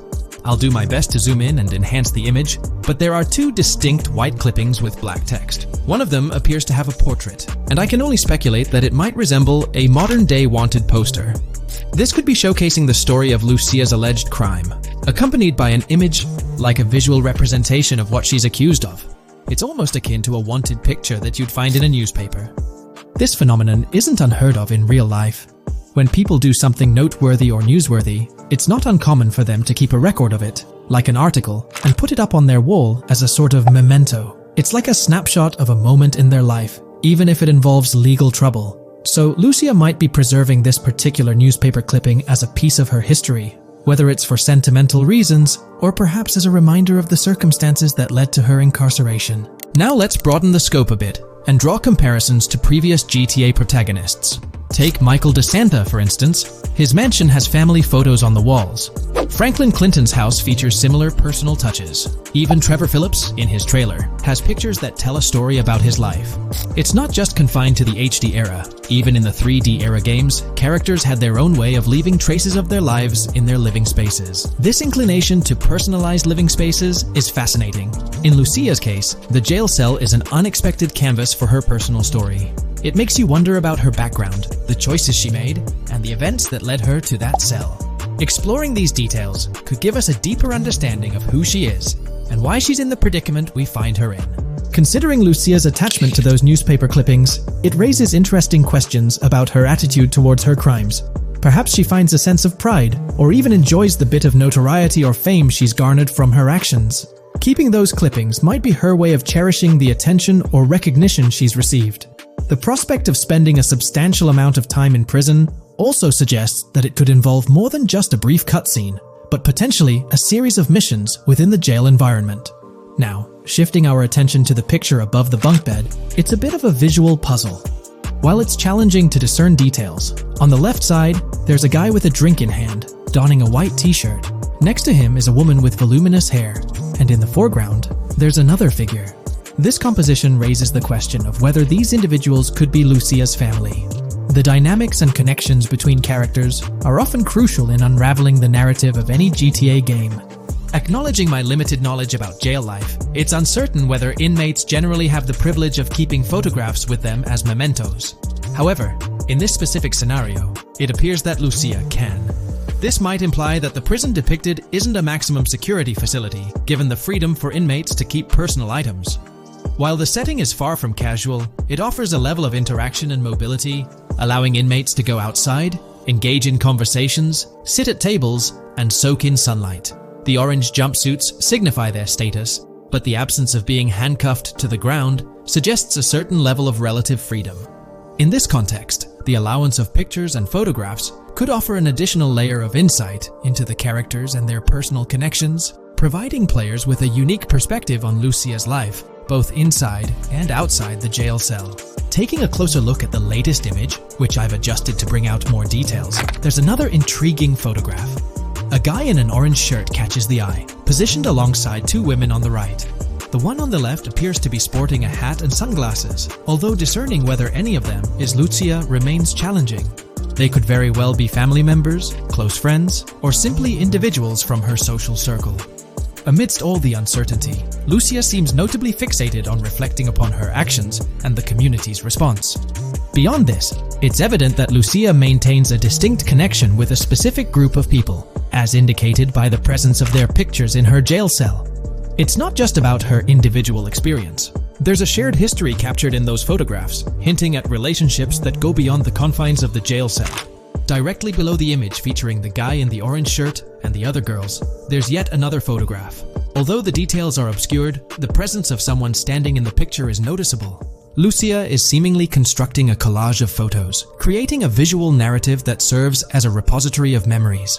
These images might play a crucial role in not only grounding her within the context of her relationships, but also providing a semblance of continuity and connection to the outside world. It's worth mentioning that the footage I'm working with is the highest quality version sourced from YouTube, as Rockstar hasn't officially released it on their Newswire page. Despite being in 4K, the YouTube upload might introduce some compromises in image quality, so there could be nuances in the pictures that we might miss. Once Rockstar throws the official trailer our way, we're likely to get a treasure trove of additional details. But for now, let's roll up our sleeves and dissect the snapshots from Lucia's jail cell. Apart from Jason, there's another player in Lucia's story. Stephanie, the Leonid Department of Corrections representative. Picture a different scene though. Lucia's cell is a far cry from Stephanie's office. In this particular shot, Stephanie's unmistakably holding down the fort in a black dress, center stage on the right. Flip to the left frame, and there she is again, donning a red dress on the right side. Behind her, there's a framed message teasing with, "If you miss, but the rest remains a mystery due to some pesky screen glare. Now let's make a full turn and voila! Another Stephanie pic in the bottom right corner. This time, the backdrop suggests a domestic scene, perhaps with a partner. She's got on some bluish shades, slightly different from what we catch a glimpse of later. The background paints a more vivid picture, a collection of books, pamphlets, a conspicuous high-visibility vest, and yet another potential newspaper clipping. Whether it's a routine thing or an anomaly, the jury's still out. So, what's the inside scoop on Lucia's backstory gleaned from her jail cell environment? Well, the state of the jail suggests it's seen better days. Peeling bits off the windows hint at a place with some history. That initial shot with the barbed wire strongly implies it's not a newly minted spot. It's got the wear and tear of time etched into its surroundings.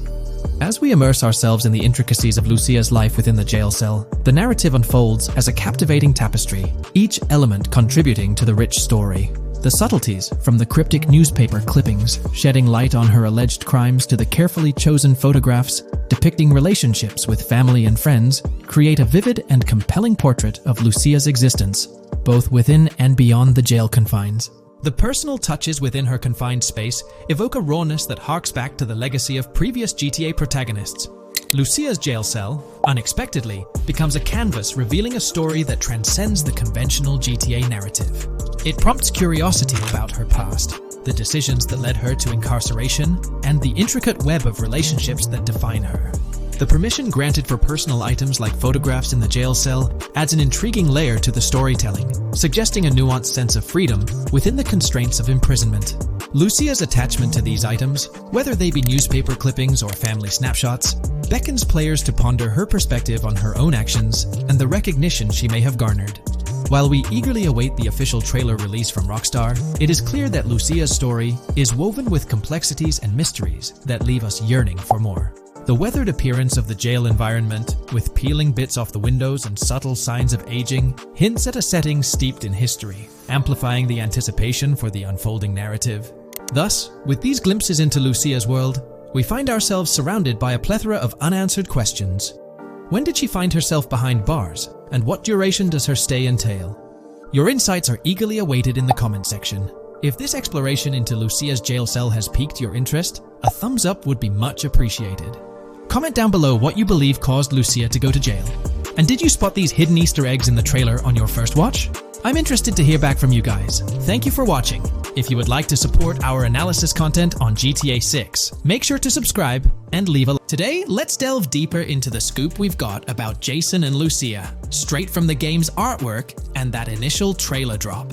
Seems like Rockstar's shining the spotlight a tad more on Lucia this time around. Not to downplay Jason's role, but Lucia's getting some special attention, you know? Alright, so the trailer kicks off with Lucia finding herself in what appears to be a detention center, or maybe some kind of confinement. She's sporting the classic inmate gear and hanging out with a few others. Now, it's a bit fuzzy whether it's an all-girls club or a mixed bag. But here's the twist. It doesn't look like your hardcore, maximum security joint, more like a temporary pit stop. Then we see this scene with Stephanie, a counselor at the place. Stephanie's having a chat with Lucia, trying to untangle her situation. Stephanie asks why Lucia's landed there, and Lucia nonchalantly responds with something like, "Bad luck, I guess." It's got me thinking, maybe Lucia's in for something minor. You know, the wrong place, wrong time scenario, or maybe a string of small-time scrapes. By the way, I'm holding a monthly giveaway for a PlayStation 5. You just need to subscribe and you're entered. Now, back to the video.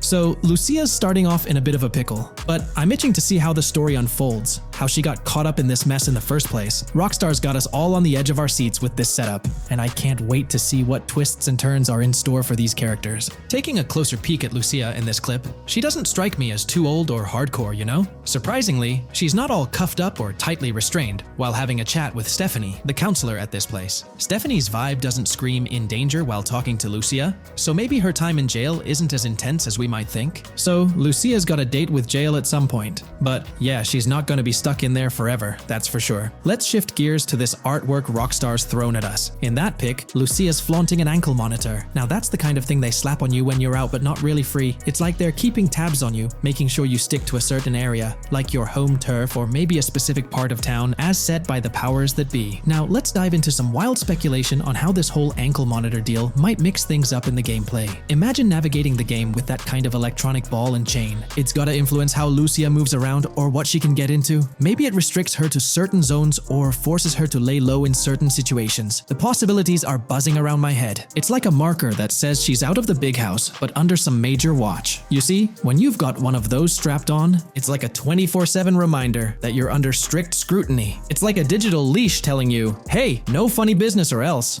Now think about how this could shake up the game's map dynamics. Rockstar might play a throwback card to the old GTA vibes, where you're restricted to certain parts of the map at the start. As you progress through the story, you gradually unlock more turf to roam. Picture Lucia, stuck in a zone until she can shake off that monitor, whether she manages to ditch it by some gutsy escape or someone legally gives her the green light. Fast forward a bit, and we spot Jason and Lucia in a pretty dicey scene. Jason's in the driver's seat, Lucia's riding shotgun, and they're peeling away from what looks like a scene post-crime. A couple of cop cars are hot on their tail, lights flashing and sirens blaring. Jason's got his hands tight on the wheel, sneakily glancing at the cops as they whiz past. Then, when they're out of sight, he shoots Lucia a glance that screams serious concern. It's crystal clear these two are linked somehow, tied together by that ankle monitor and whatever legal trouble they're entangled in. How's that for a curveball in the storyline? There's this air of suspense and questions lingering. What did they do? And how does it all connect back to Lucia's time in the slammer? The plot thickens, and I'm itching to see where this tangled web leads us. Let's zoom in on Lucia for a moment. You know, it's not giving off that classic jailbreak vibe. When you make a daring escape from the big house, you don't come out with an ankle monitor like you've been given a hall pass. Nah, it's more like you become public enemy number one, constantly dodging the long arm of the law. It's got echoes of that on-the-run feel from Red Dead Redemption 2, where you're always watching your back. Wonder if Rockstar's planning to revisit that kind of storyline here? But here's a thought that's been gnawing at me. What if Jason's got this noble quest to keep Lucia out of hot water? Could be, but there's this lingering sense that they've got some pressing reasons behind these actions. It's like they're in this situation either by design or due to some pressing needs. Speaking of which, let's take a peek at the next scene in the sequence. You've got Lucia holding a bundle of cash that could make anyone's eyes widen, stacks of 20s and crisp hundreds. And what's she doing? Nonchalantly turning away from law enforcement? It's like we're getting a glimpse into the aftermath of a successful heist. And then there's this sight, both of them, dressed up with bandanas and masks, keeping their identities under wraps as they bolt out of what seems to be a rundown corner store situated in the middle of nowhere. There's this air of confidence about them, but choosing a low-profile place like this hints at something. They're not doing this for kicks. No, it's like they're in dire need of funds. Now let's talk about Jason's wheels. It's not some flashy top-of-the-line ride like you'd expect from Michael DeSanta's swanky tailgater in GTA 5. Nope, Jason's driving an older model, something more modest. It gives off this vibe that they might not be swimming in cash. The whole picture seems to paint a story of urgency. Lucia's holding a stash of cash, they're hitting a low-key spot, and Jason's not cruising around in luxury. It's like they're pushed into a corner, perhaps strapped for cash, and pushed into some tough choices. There's definitely more to this tale than meets the eye. Let's dive into Jason and Lucia's ride. They're cruising around, making these slick turns and slides. It doesn't seem like they're trying to dodge cops. You can even hear Lucia kinda squeal. She's gripping the car's side in a way that screams thrill ride. Looks like they've got a pretty upbeat and tight relationship. They're heading towards a motel. And guess what? Surprise, surprise, they're more than just partners in crime. Yup, Jason and Lucia are romantically involved. Now, Rockstar's not laying it all out for us, but you can pretty much read between the lines. Now, let's dissect this trust business. Feels like Rockstar's planting seeds for the storyline's ending. Trust can either be kept intact or shattered, right? It's like a pivotal point in a tale of two partners in crime. Maybe they'll face a dilemma where they have to choose between both making it out alive or going for a massive score, but someone doesn't make it to the finish line. Trust seems to be the crux of it all. And here's the kicker, the final scene. They kick open the door of this corner store, all confident, guns out, ready to hit the jackpot. The story concludes on that note. Now, let's switch lanes and talk about the trailer's song choice, Tom Petty's Love Is a Long Road. Interestingly, there's a tweet from Tom Petty's account expressing gratitude for having their song featured in GTA 6's first trailer. The song itself talks about the struggles of maintaining a relationship, how it's not a smooth ride, but worth the effort. So, GTA 6 might just be more than a crime tale. It's shaping up to be a love and trust story. I think Rockstar's aiming for their twist on a Bonnie and Clyde vibe with Jason and Lucia. That's pretty much all the scoop we got about them in the Grand Theft Auto 6 trailer. They didn't spill much, but we kinda got a glimpse into their journey, the hurdles they face, and this theme of trust that seems to run deep in their story. There's this one scene where it looks like they're gaining some traction in their journey. Jason's driving, Lucia's standing up in the passenger seat, and some paparazzi or somebody's snapping their pics. Seems like they've leveled up from their clothes to the car they're driving. So, at some point in the story, they might hit some highs. But knowing how these stories go, it could all come crashing down by the end. So, that's pretty much the lowdown on Jason and Lucia, our main characters in GTA 6. Can't wait to dig into their stories more. What do you folks reckon the GTA 6 plot's gonna be like? Which character are you stoked to play? Drop your thoughts in the comments below. And hey, if you like this video, a thumbs up would be cool. Hit that subscribe button if you're new here and want to stay updated on all things GTA 6. Don't forget to ring that notification bell too. The release of the GTA 6 trailer in 2023 has sent shockwaves of excitement across the gaming community. The anticipation and buzz surrounding this highly anticipated title have reached an all-time high. Fans worldwide are feverishly dissecting every frame, theorizing about the game's setting, characters, and innovative features. The hype is palpable as gamers eagerly await the next chapter in the beloved GTA series, poised to redefine open-world gaming once again. With Rockstar Games' history of delivering groundbreaking experiences, the fervor and enthusiasm for GTA 6 are undeniably at a fever pitch, leaving everyone counting down the days until its eventual launch. Is there a chance we'll see a remaster, or even just a port of GTA 4 hit the shelves this year? It's quite likely, though I'm leaning towards it being more of a port, but let's dive into the details. Back in July 2022, TezFuns2 made it known on Twitter that as per a reliable source with clear accuracy on Rockstar plans, remasters of GTA 4 and RDR1 were on the table a few years ago, but Rockstar chose not to proceed with the projects in mind. The poor reception of the Trilogy Definitive Edition might be a reason behind that decision. After that post surfaced, the topic went quiet for quite a few months, over a year in fact. Then, out of the blue last year, Rockstar Games dropped the bombshell and revealed a fresh project in the Red Dead Redemption universe.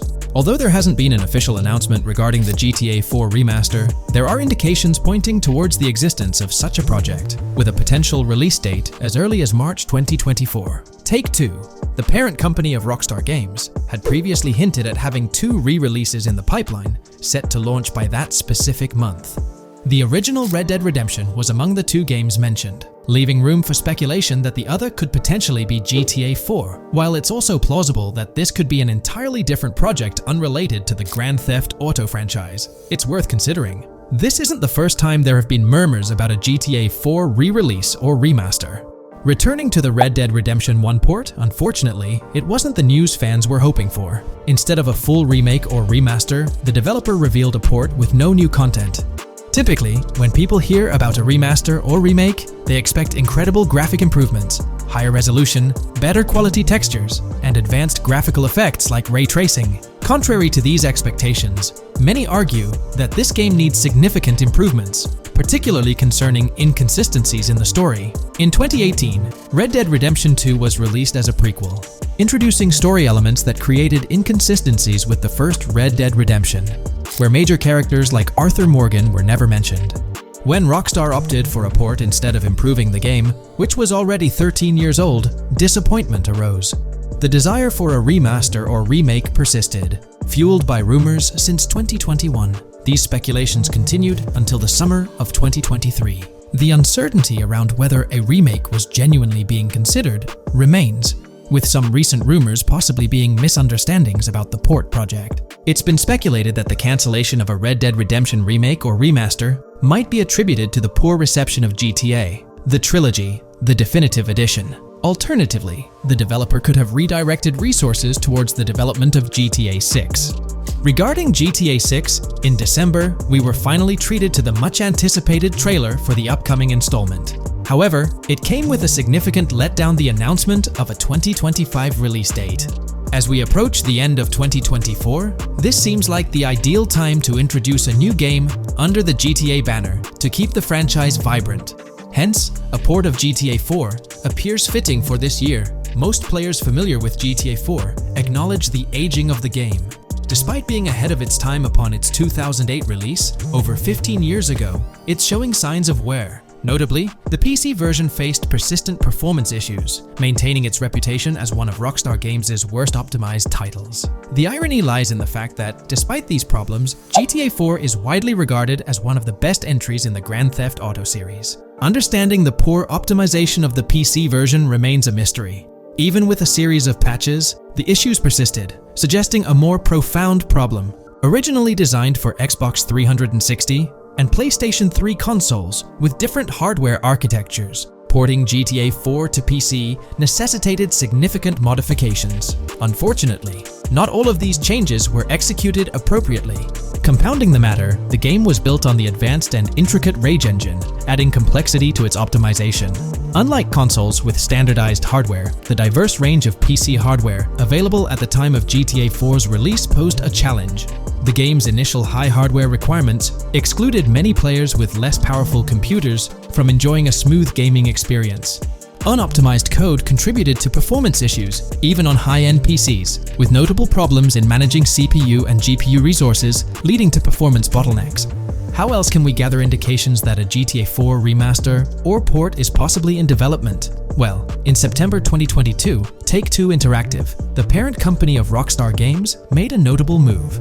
They took down a fan-made mod for GTA 4, known as the Definitive Edition. This mod compilation, comprised of various mods and fan-made patches, aimed to significantly enhance the visual and experiential aspects of the 15-year-old game on PC. The roots of this remastering endeavor with mods trace back to 2016, when the mod pack for GTA Vice City, named Reborn, initiated the project. Over time, it expanded to encompass mods for GTA 3, San Andreas, Chinatown Wars, and other Rockstar games like Bully and the Warriors. According to information from the author's website, the group behind this project confirmed that their files, hosted on Mediafire, received a DMCA takedown notice. Presumably issued by Rockstar or its parent company Take-Two Interactive, this notice mandated the removal of the Definitive Edition project from their website.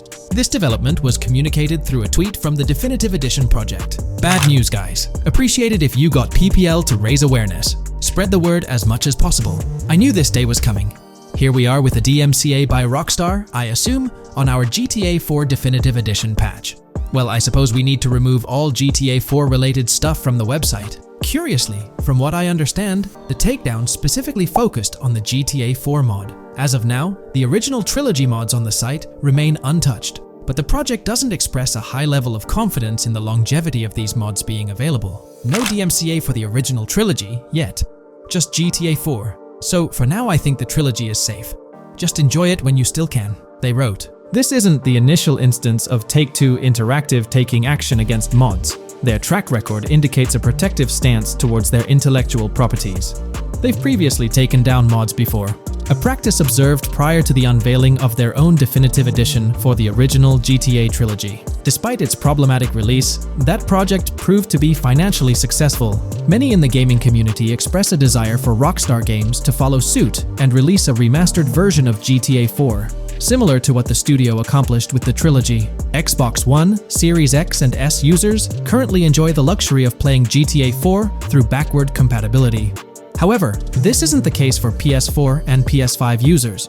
Should Rockstar opt not only for re-release support, but also for substantial changes to the game, there are certain aspects of GTA 4 that could benefit from improvement. First and foremost, graphics are an apparent focal point, a common aspect of remasters to enhance the visual experience. It's worth noting that beyond the expected graphical upgrades, GTA 4 might require more nuanced improvements. One aspect that garnered criticism was the peculiar yellow filter present in the original game, making everything appear dull. This yellow tint, a characteristic of the late 2000s and 2010s, was often disparaged when employed in video games. For an open-world game like GTA 4, many argue that this filter made little sense. Various graphics mods for the PC version, such as the Ice Enhancer 4, have demonstrated that Liberty City can maintain its gritty atmosphere without this filter. For a glimpse of what a GTA 4 remaster could potentially achieve, the Ice Enhancer 4 graphics mod offers an illustrative example. Developed over several years by the skilled modder Hijacking, this fan-made graphics overhaul aimed to elevate the game's visual experience well beyond its original state. On the flip side, individuals who have a fondness for the original yellow filter in the game may not find favor with this mod. If Rockstar opts to stay faithful to the original and preserve the color scheme, it would still be beneficial to update the environmental textures. Over time, these textures have aged considerably, featuring a noticeably low resolution that now appears outdated. Moving on, one of the most memorable aspects of GTA 4 is the recurring scenario where Roman calls Nico to go bowling. Nico, it's your cousin. You want to shoot some pool? Roman, I can't talk now. Damn! This feature, while often considered a source of humor, can be somewhat bothersome. Nico's friends frequently reaching out for social activities can prove distracting, especially during critical missions or while immersed in the exploration of the open world. Rejecting these calls actually decreases your relationship with that friend, impacting specific benefits they offer.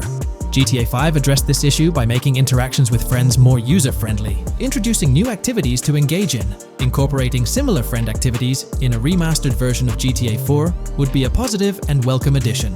Another area of improvement is clothing and customization. The clothing options for Nico in GTA 4 are quite limited. Notably, the game lacks the iconic fingerless gloves seen in promotional art and trailers. A remaster could rectify this, especially considering the community's disappointment over their absence. Additionally, though hairstyles were planned, they were not included in the final game, as evidenced by the presence of barbershops in the game files. A remaster could enhance clothing options and introduce hairstyle changes, mirroring the customization available in GTA Online. Unlike GTA San Andreas or GTA 5, GTA 4 lacks car customization features. Players can only randomly change their vehicle's primary color at a pay and spray. While this might not have been a significant issue in earlier titles like GTA 3 or Vice City, it does feel like an oversight in a more modern title like GTA 4. A remaster could bring in more extensive vehicle customization options.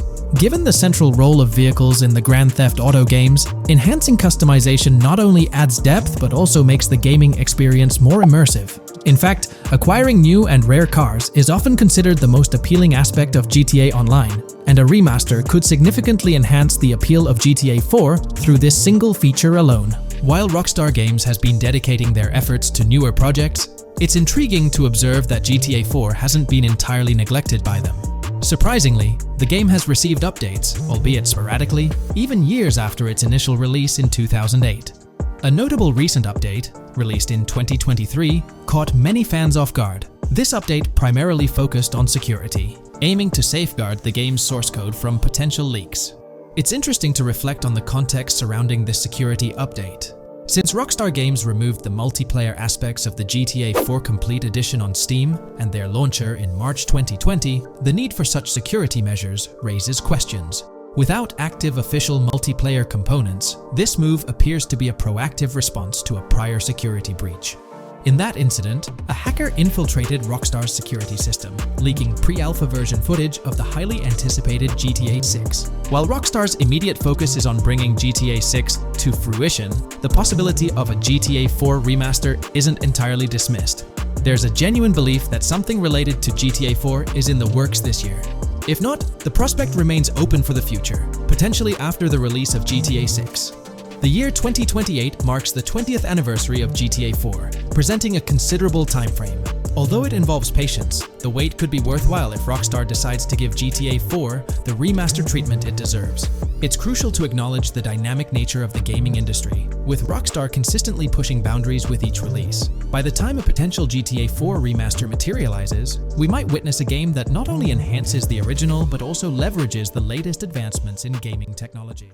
Hey there, great news for GTA fans. GTA 6 is making some big changes to the series. We've got a load of interesting info about the game that you should definitely hear about. Just a heads up, the details we've got are from leaked online footage, but sorry, no links or showing it. Still, loads of cool stuff to share, like new animals, AI changes, RPG elements, and more. Let's dive in. Fact 1: interactions with NPCs are getting way cooler. You'll have choices like threatening, robbing, shooting, or restraining them. Some missions will even have gesture-based actions, like Red Dead Redemption 2. Car damage is more realistic, and the insides are crazy detailed, with working dashboards. Fact 2: let's talk weapons. GTA 6 is changing things up, taking a page from Red Dead Redemption 2. Instead of a big weapon wheel, you'll have slots for small firearms, melee weapons, rifles, and shotguns. No unlimited weapons, but you can drop and pick them up as you go. Fact 3: in the developmental phase, there was a sighting of Arthur Morgan's hat, though it's uncertain if this will make it to the final game. Players now have the option to surrender to the police during a robbery, which adds a thrilling twist. Police response time has been updated to feel more real, displaying a timer that varies based on the crime's severity. A murder, for instance, prompts a faster response than a robbery. The maximum wanted level is capped at 5 stars in GTA 6,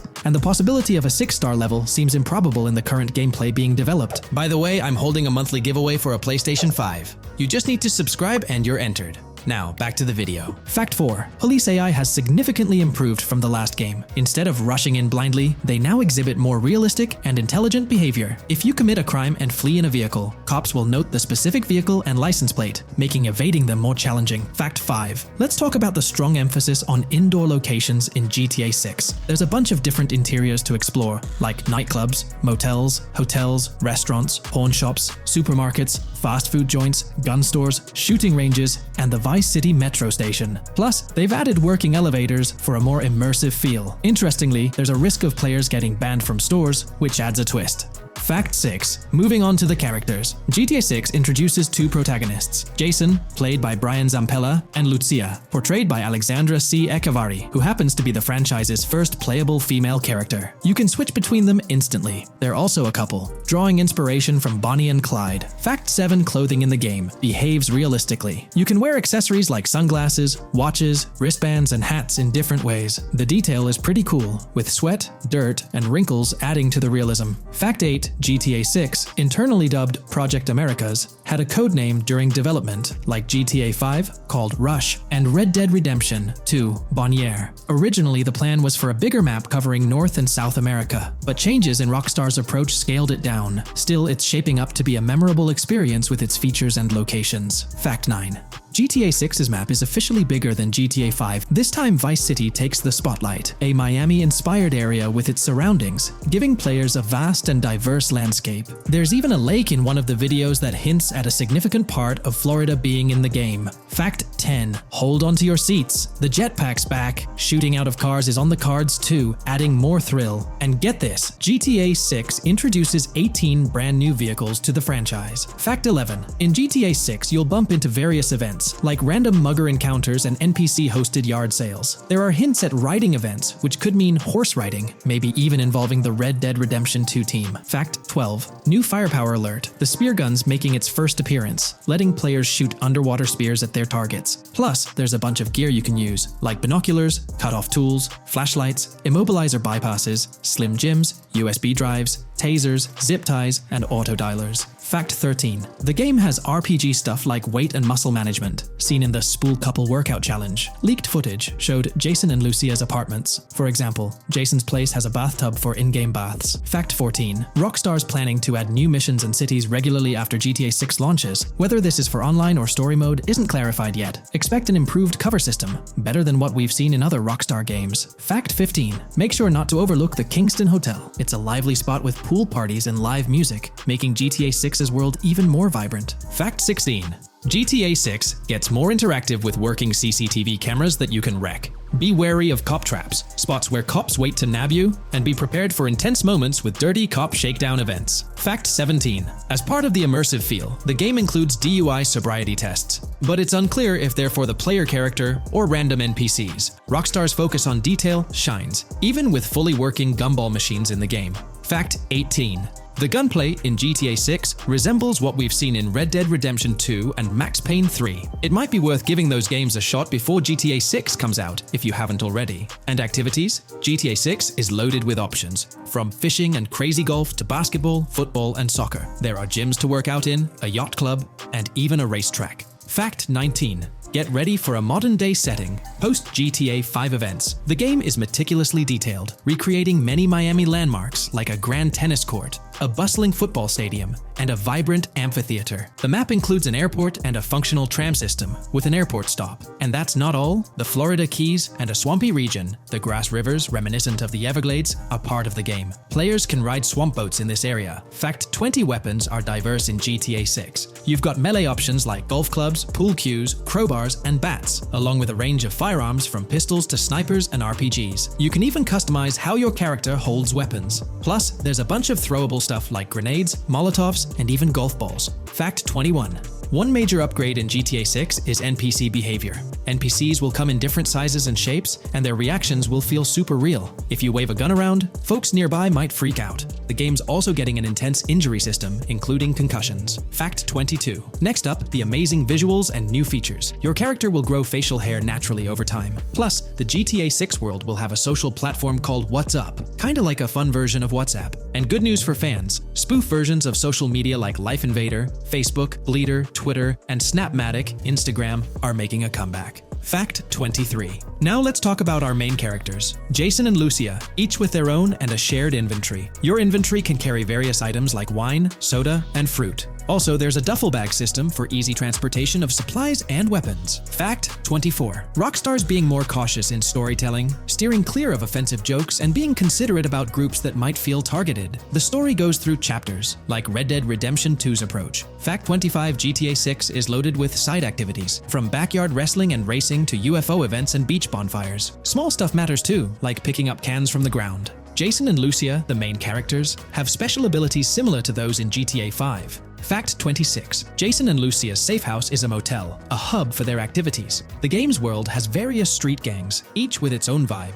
Characters have different personalities like romantic, cool, pragmatic, chaotic, and pragmatic cool. Fact 27. Gameplay tweaks in GTA 6 include the ability to zip tie NPCs for stealth elements, and the option to carry bodies, adding depth to stealth mechanics. Fact 28. Robberies are a big deal in GTA 6, ranging from big heists to smaller scores. You've got easy scores like hitting bingo body shops, burnout skirts at Cafe Caraway, clothing stores, food trucks, massage parlors, and more. And now, there's even the chance to rob shipping containers, which adds a whole new level of excitement. Fact 29. Gameplay is stepping up. For the first time in GTA, you can crouch and go prone, bringing in some tactical vibes. RPG elements are also in, with hints about hunger leveling and animal interactions, adding depth to the game. Fact 30. Excitingly, the Malibu Club and Ocean View Hotel are back in GTA 6. There are hints at events like Lost at Sea Island Camp and Lost Plane, suggesting possible island scenarios like Guarma from an earlier game. Fact 31. While exploring, you'll meet loads of wildlife, alligators, bears, boars, dogs, snakes, raccoons, birds, frogs, bald cats, and rodents. You'll also spot symbols for plants and toxic waste around the game. Fact 32. In the game, watch out for the Scarface crime scene, maybe a nod to Tony Montana as an Easter egg. There's also a murder mystery called Missing Tourists. Plus, spots for campers are scattered around, hinting at the chance of owning a camper van later. Remember, these details are from development footage, so they might change before the final release. Still, they give us a great peek into what Rockstar's cooking up for GTA 6.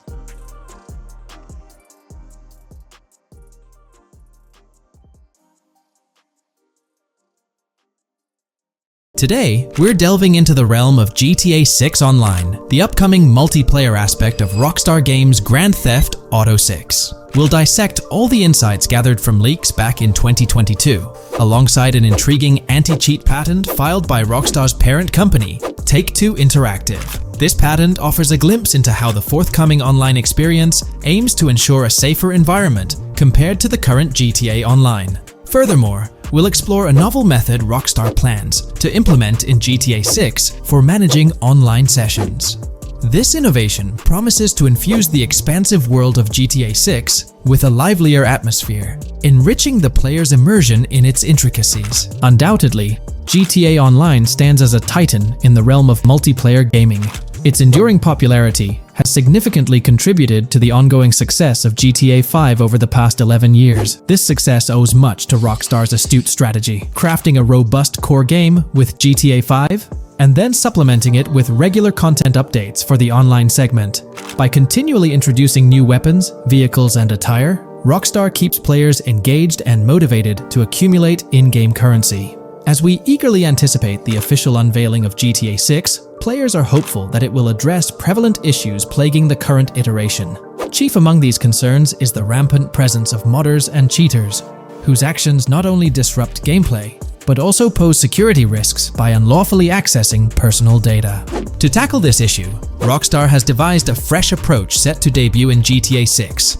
This method aims to bolster the game's security measures. The patent responsible for this enhancement is titled Method and Apparatus for Preventing Cheating in a Video Game Environment by Providing Obfuscated Game Variables. Filed by Take-Two Interactive, Rockstar's parent company, In 2019, this patent outlines a system and method aimed at curbing cheating within video game environments. By disguising game variables in memory, the patent seeks to thwart attempts by players to monitor and manipulate values such as health, ammunition, and in-game currency for unfair advantages.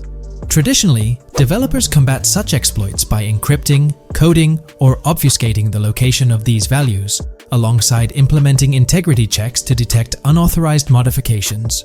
However, these methods have drawbacks, as they often impact game performance and inadvertently expose variable locations to savvy attackers.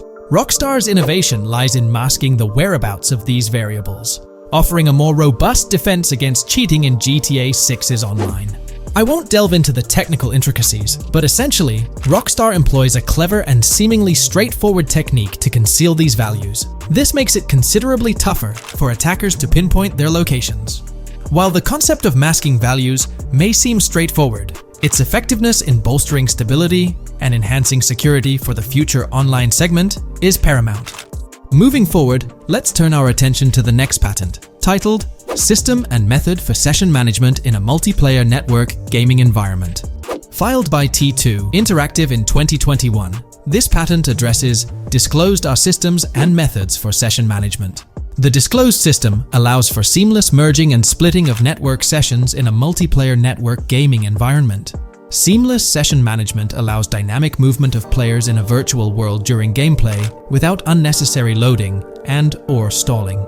As the players in the virtual world move around, the management of active game sessions can be improved to affect a more realistic perceived population. In this patent, Rockstar highlights the crucial role of online components in the success of many games, citing GTA Online as an example. They emphasize the challenges of managing network technology and resources to create a vibrant virtual world. Traditional MMO games often face limitations in session management, with some opting for single sessions that may restrict the depth of content due to increasing player counts. Others utilize multiple sessions, which can hinder feasibility, especially in peer-to-peer exchanges like in GTA Online. To address these issues, Rockstar has developed a pioneering system for seamless session management.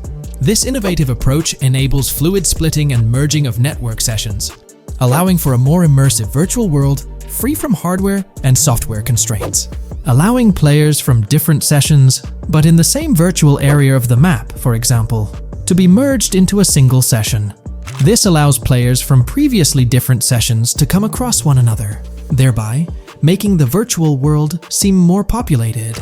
As an additional advantage, seamless session merging handles many network failures silently. In prior art systems, a player who loses network connectivity can be kicked out of a session and may not be able to rejoin because they are in a session by themselves. However, the Session Management System 100 allows for a disconnected player to exist in a session by themselves for a predetermined period before they are reconnected to the remaining players in the session or can be joined with another session. The method begins with monitoring a triggering event. In some embodiments, the triggering event defines when to merge two sessions or split a single session. For example, when the object, virtual players, are in the same session, move physically apart from another, the object by a predetermined virtual distance, this triggers the session management system to split the session into two different sessions.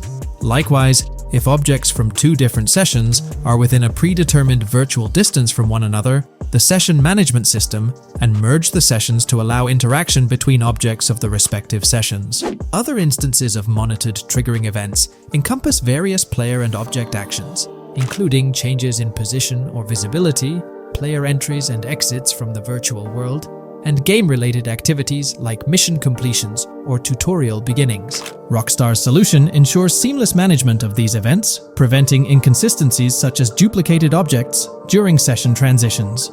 This approach accounts for factors like virtual geography, team management, networking resources, and social relationships to maintain continuity across sessions. For example, once a session is split, there can be two sessions, each with their own distinct copy of an object. Avoiding this split can avoid players that intentionally duplicate valuable objects to exploit virtual game economics. If these two sessions were to later merge, there can then be two identical objects in the same session. In this manner, the session management system advantageously avoids object duplication when two players are merged following a split. I trust that I've conveyed this information clearly. The implementation of this new system in GTA 6 promises to enhance the game's atmosphere, ensuring a more bustling world while maintaining a high level of detail throughout.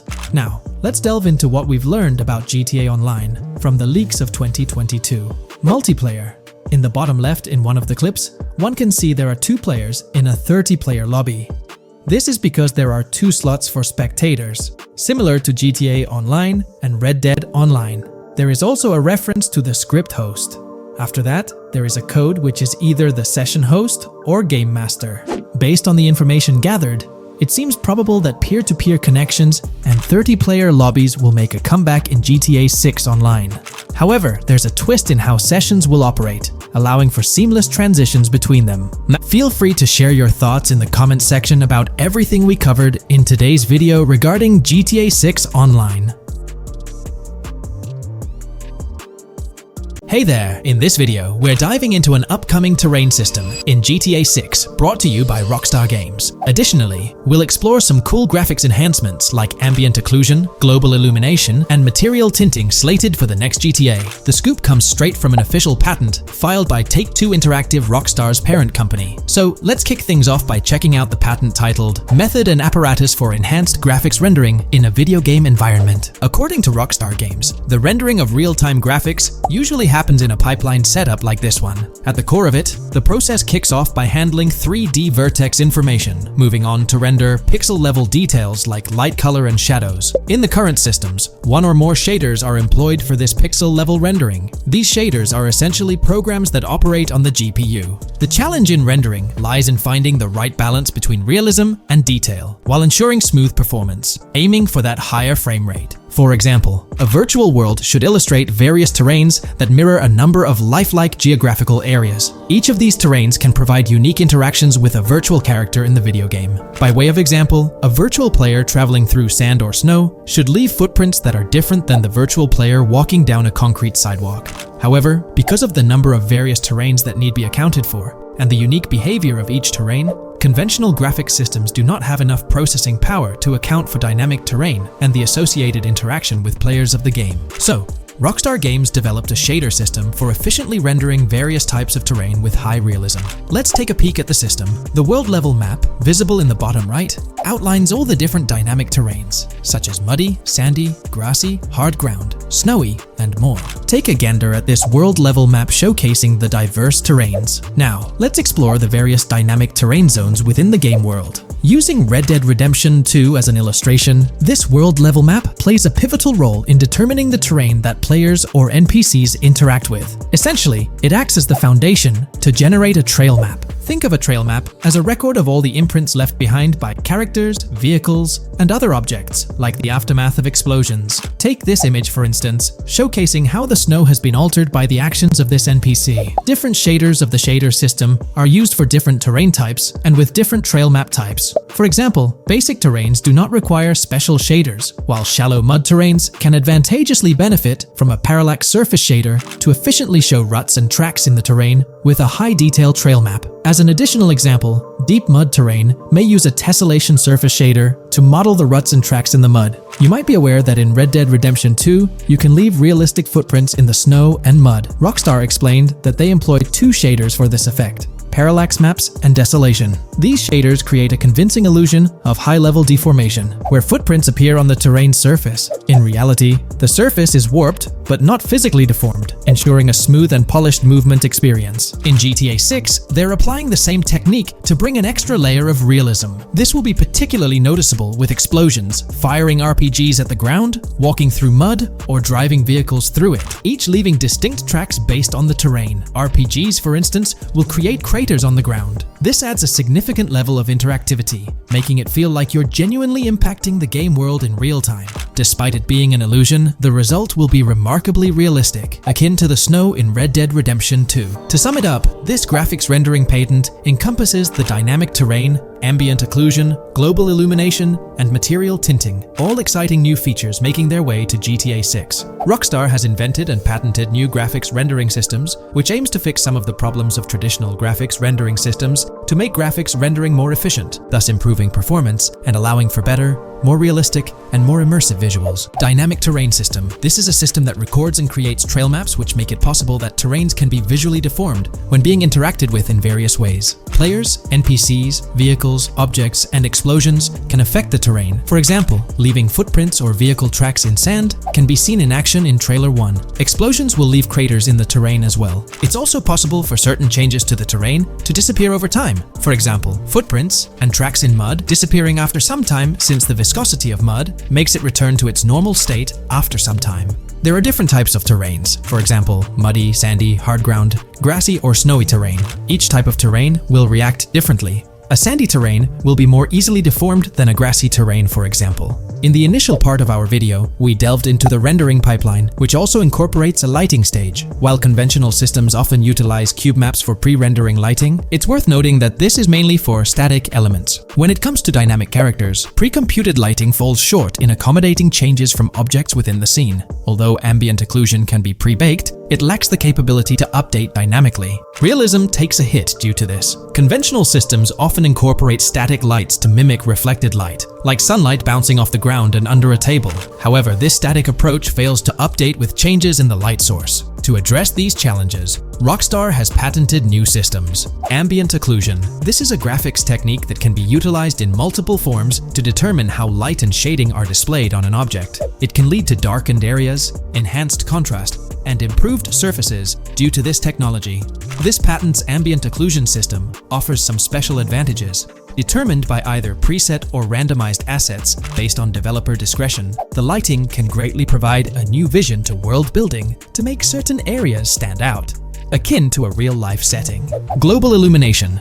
Global illumination is a graphics rendering technique that models how light is bounced off of surfaces onto other surfaces in direct light, rather than being limited to just the light that hits a surface directly from a light source, direct light. Rockstar's system detailed in this patent uses a bounce map that is projected in a top-down fashion to determine reflected light off of the ground. This bounce map is then converted into a texture that provides an approximation for the expected bounce back of light. This simulates the effect that would be achieved rendering the multiple passes of lighting to account for the natural bounce reflections. The bounce map can then be integrated into the lighting pipeline. During this, a technique is used to determine the area that needs this extra pass for each frame. This way, only the visible and required area is rendered with this technique, thus making it very efficient and less performance intensive. Overall, this provides many of the benefits of ray tracing without the computational expense. Ray-traced global illumination will probably still be in the game. For example, Lucia prison clip in Trailer 1. This special system is just a way to render large-scale global illumination efficiently. Now, let's touch on the final problem that Rockstar has addressed through this patent with conventional systems. Finally, as another example, to develop a rich and engaging game world, it is advantageous to populate the world with variations of similar objects. In other words, you do not want every simulated person, cow, gun, car, cart, ship, or animal generated in the game to look the same. Because the 3D model for many of these objects would be identical, variation was traditionally accomplished by creating different texture files to paint a different look on the object. For example, two variants of a cow model could be created, one with a texture to create a brown cow, and the other with a texture to create a black cow. These prior art systems created the desired variety at the cost of artist time, computer memory, and resources to maintain a multitude of different hand-authored variants for each in-game object. To combat this, Rockstar is introducing material tinting. RDR2 had a system that could tint the color of clothes to create far more variations on NPCs. This new patent is an evolution of that system and allows for creating of several in-game object variants from a single model. It can not only modify an object's colors, but other material properties, such as metalness and lighting parameters, or add additional layers to it, such as mud, snow, or dust as well. Envision the extent of customization that awaits in this game. Summing up the official patent for graphics rendering, it's evident that Rockstar has elevated numerous systems from Red Dead Redemption 2. Share your thoughts on everything covered in today's video in the comments below. If you haven't been following the latest news on GTA 6 over the past year, you might be surprised by how much information has emerged. Here's a comprehensive update on everything we currently know about GTA 6. We have details about a wide array of items and tools featured in GTA 6. These include the auto dialer, binoculars, immobilizer bypass, cutoff tool, painkillers, pool cue, trauma kits, golf driver, food and drink, golf putter, USB drive, golf iron, crowbar, golf wedge, torch, jammer, duffel bag for looting, cigarettes, and a loot backpack. Let's discuss the game engine. Developers have made significant enhancements to the Euphoria physics engine, improving ragdoll physics and overall game mechanics compared to GTA 5. Now let's discuss the multiplayer aspect. In a leaked clip from GTA 6, we observed a multiplayer session with a player count. This suggests there were 2 players present in the lobby, out of a maximum capacity of 32 slots. This mirrors the setup seen in Red Dead Online and GTA Online, where the capacity is stated as 32, but practically accommodates 30 players plus 2 spots reserved for spectators. While hopes for larger lobbies persist, it appears the testing phase involves 30-player lobbies. Leaks also suggest advanced weather systems, including heavy fog, a feature that was less common in GTA 5. Moving on to collectibles, there's mention of Wyman car parts. In a clip featuring Lucia, a developer is seen placing a cardboard box with a circular icon, indicating it as lootable. Debug text on this box identifies it as collectibles car parts, and Wyman car parts boxed generic used, suggesting players can collect car parts, possibly tied to a character named Wyman who shares a passion for classic cars with Jason. Regarding collectible hats, there's footage of Jason in an apartment where a developer interacts with a hat labeled as an ambient collectible hat.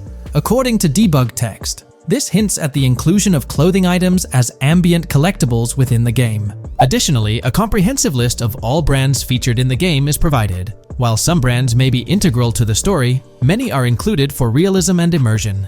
The list is displayed on screen for viewers to pause and inspect at their leisure.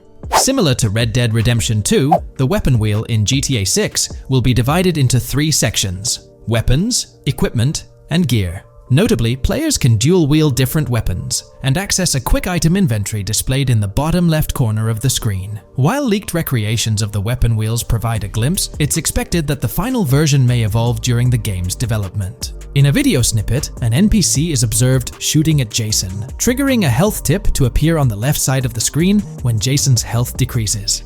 Additionally, the game will feature lighting and skybox systems, similar to those in Red Dead Redemption 2. Promising improvements such as volumetric clouds and better lighting effects. Speaking of criminal activities, noteworthy events include the Hank's Waffles heist, where Jason and Lucia pull off a daring robbery. Other clips suggest Jason possesses an ability to perceive through walls. Additionally, there are events focused on searching vehicle trunks, which may yield valuable items or nothing at all. Lastly, delivery and pickup warehouse events are mentioned for Port Gellhorn, though specific details are still unclear. When it comes to accessible buildings, GTA 6 offers a wide range, including the Malibu Club, a pawn shop, Jack of Hearts Club, supermarkets, bars, restaurants, apartments, and laundromats, all enriching the immersive experience. Players will also have the ability to command the other character during a robbery. In leaked footage, a prompt advises players to either check in with Jason or hold for more options, indicating the potential to issue commands to your partner during a heist. This feature aims to streamline gameplay, enabling effective control of both characters simultaneously. Unlocking doors and gates is also demonstrated, as shown in a video featuring Jason in the San Forsan area. Debug text indicates locked door panels, suggesting the necessity to unlock specific entry points. In addition, a new police system called Time Until Cops Dispatch has been implemented. Now, when you commit a crime, the police won't immediately arrive. Instead, you'll have a brief window to evade capture before law enforcement begins to converge on your location. Security cameras play a role in surveillance, but their function differs from GTA Online. Instead of instant detection, there's a detection meter similar to games like Payday 2 or 3. As the meter fills up, you must break line of sight within a certain time frame to avoid detection. Players also have the ability to restrain NPCs using zip ties, as seen in leaked footage. This feature enhances the realism of robberies, offering greater control over the situation.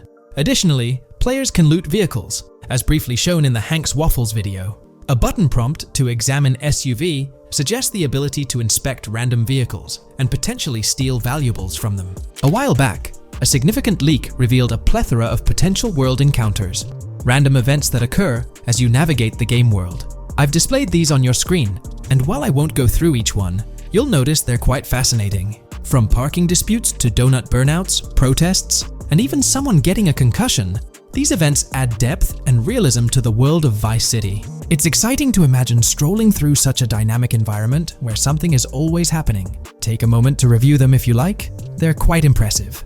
Moving forward, the community has endeavored to construct a map of GTA 6 based on coordinates and locations gleaned from leaks. This preliminary map outlines Vice City situated at the bottom right.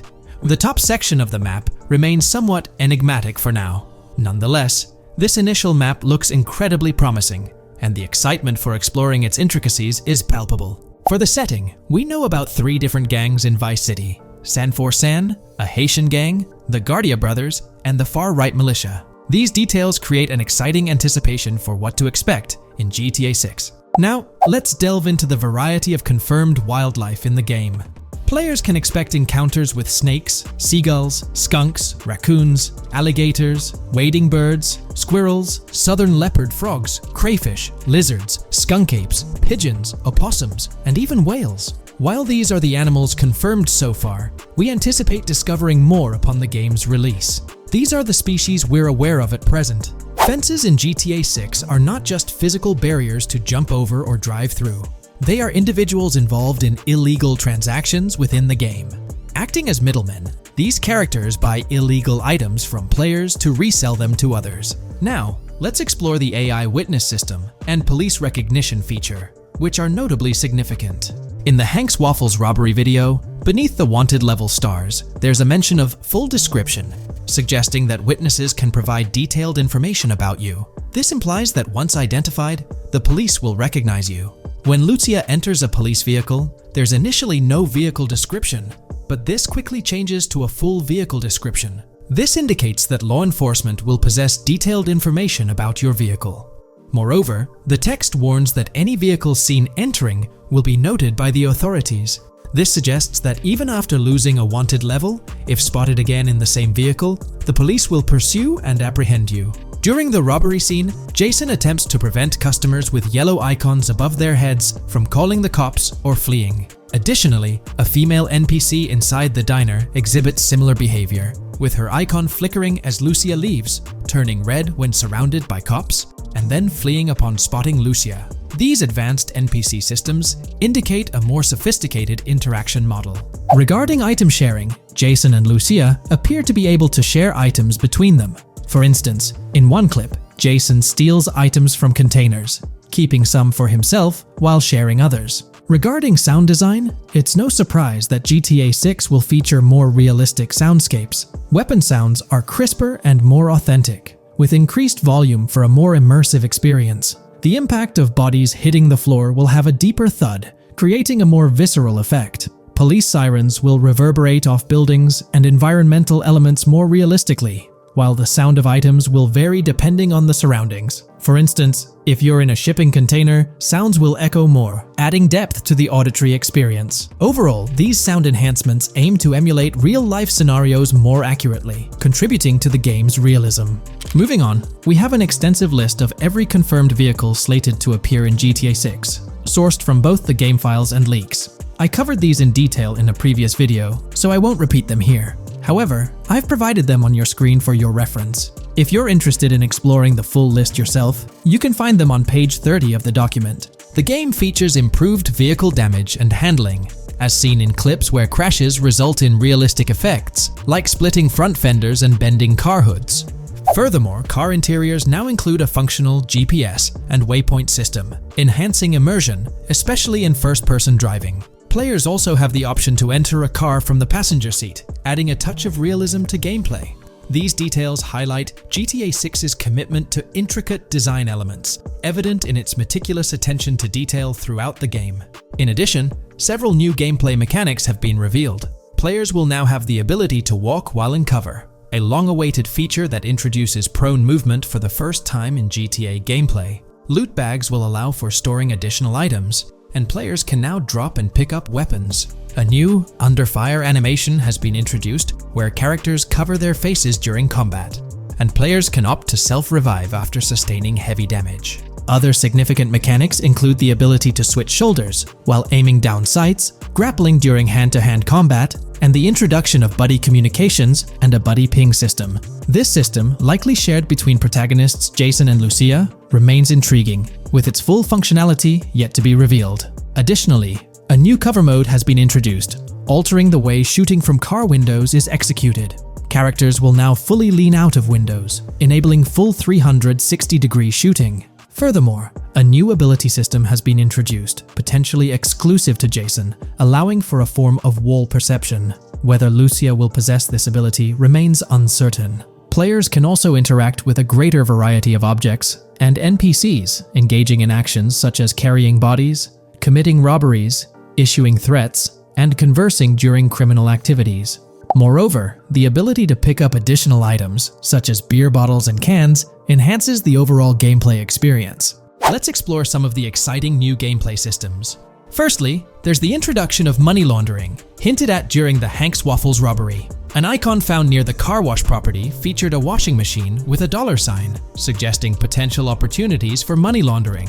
This implies that players may be able to purchase properties with the intent of laundering money, although specific details on mechanics remain undisclosed. Nevertheless, it appears players will once again have the option to acquire certain types of businesses for illicit activities. Additionally, there's a confirmed lineup of weapons, which includes a rocket launcher, assault rifle, baseball bat, polymer pistol, knife, bolt-action sniper rifle, Molotov cocktail, spear gun, which is intriguing, smoke grenade, compact SMG, flashbang, micro SMG, sniper rifle, heavy machine gun, auto rifle, and pump-action shotgun.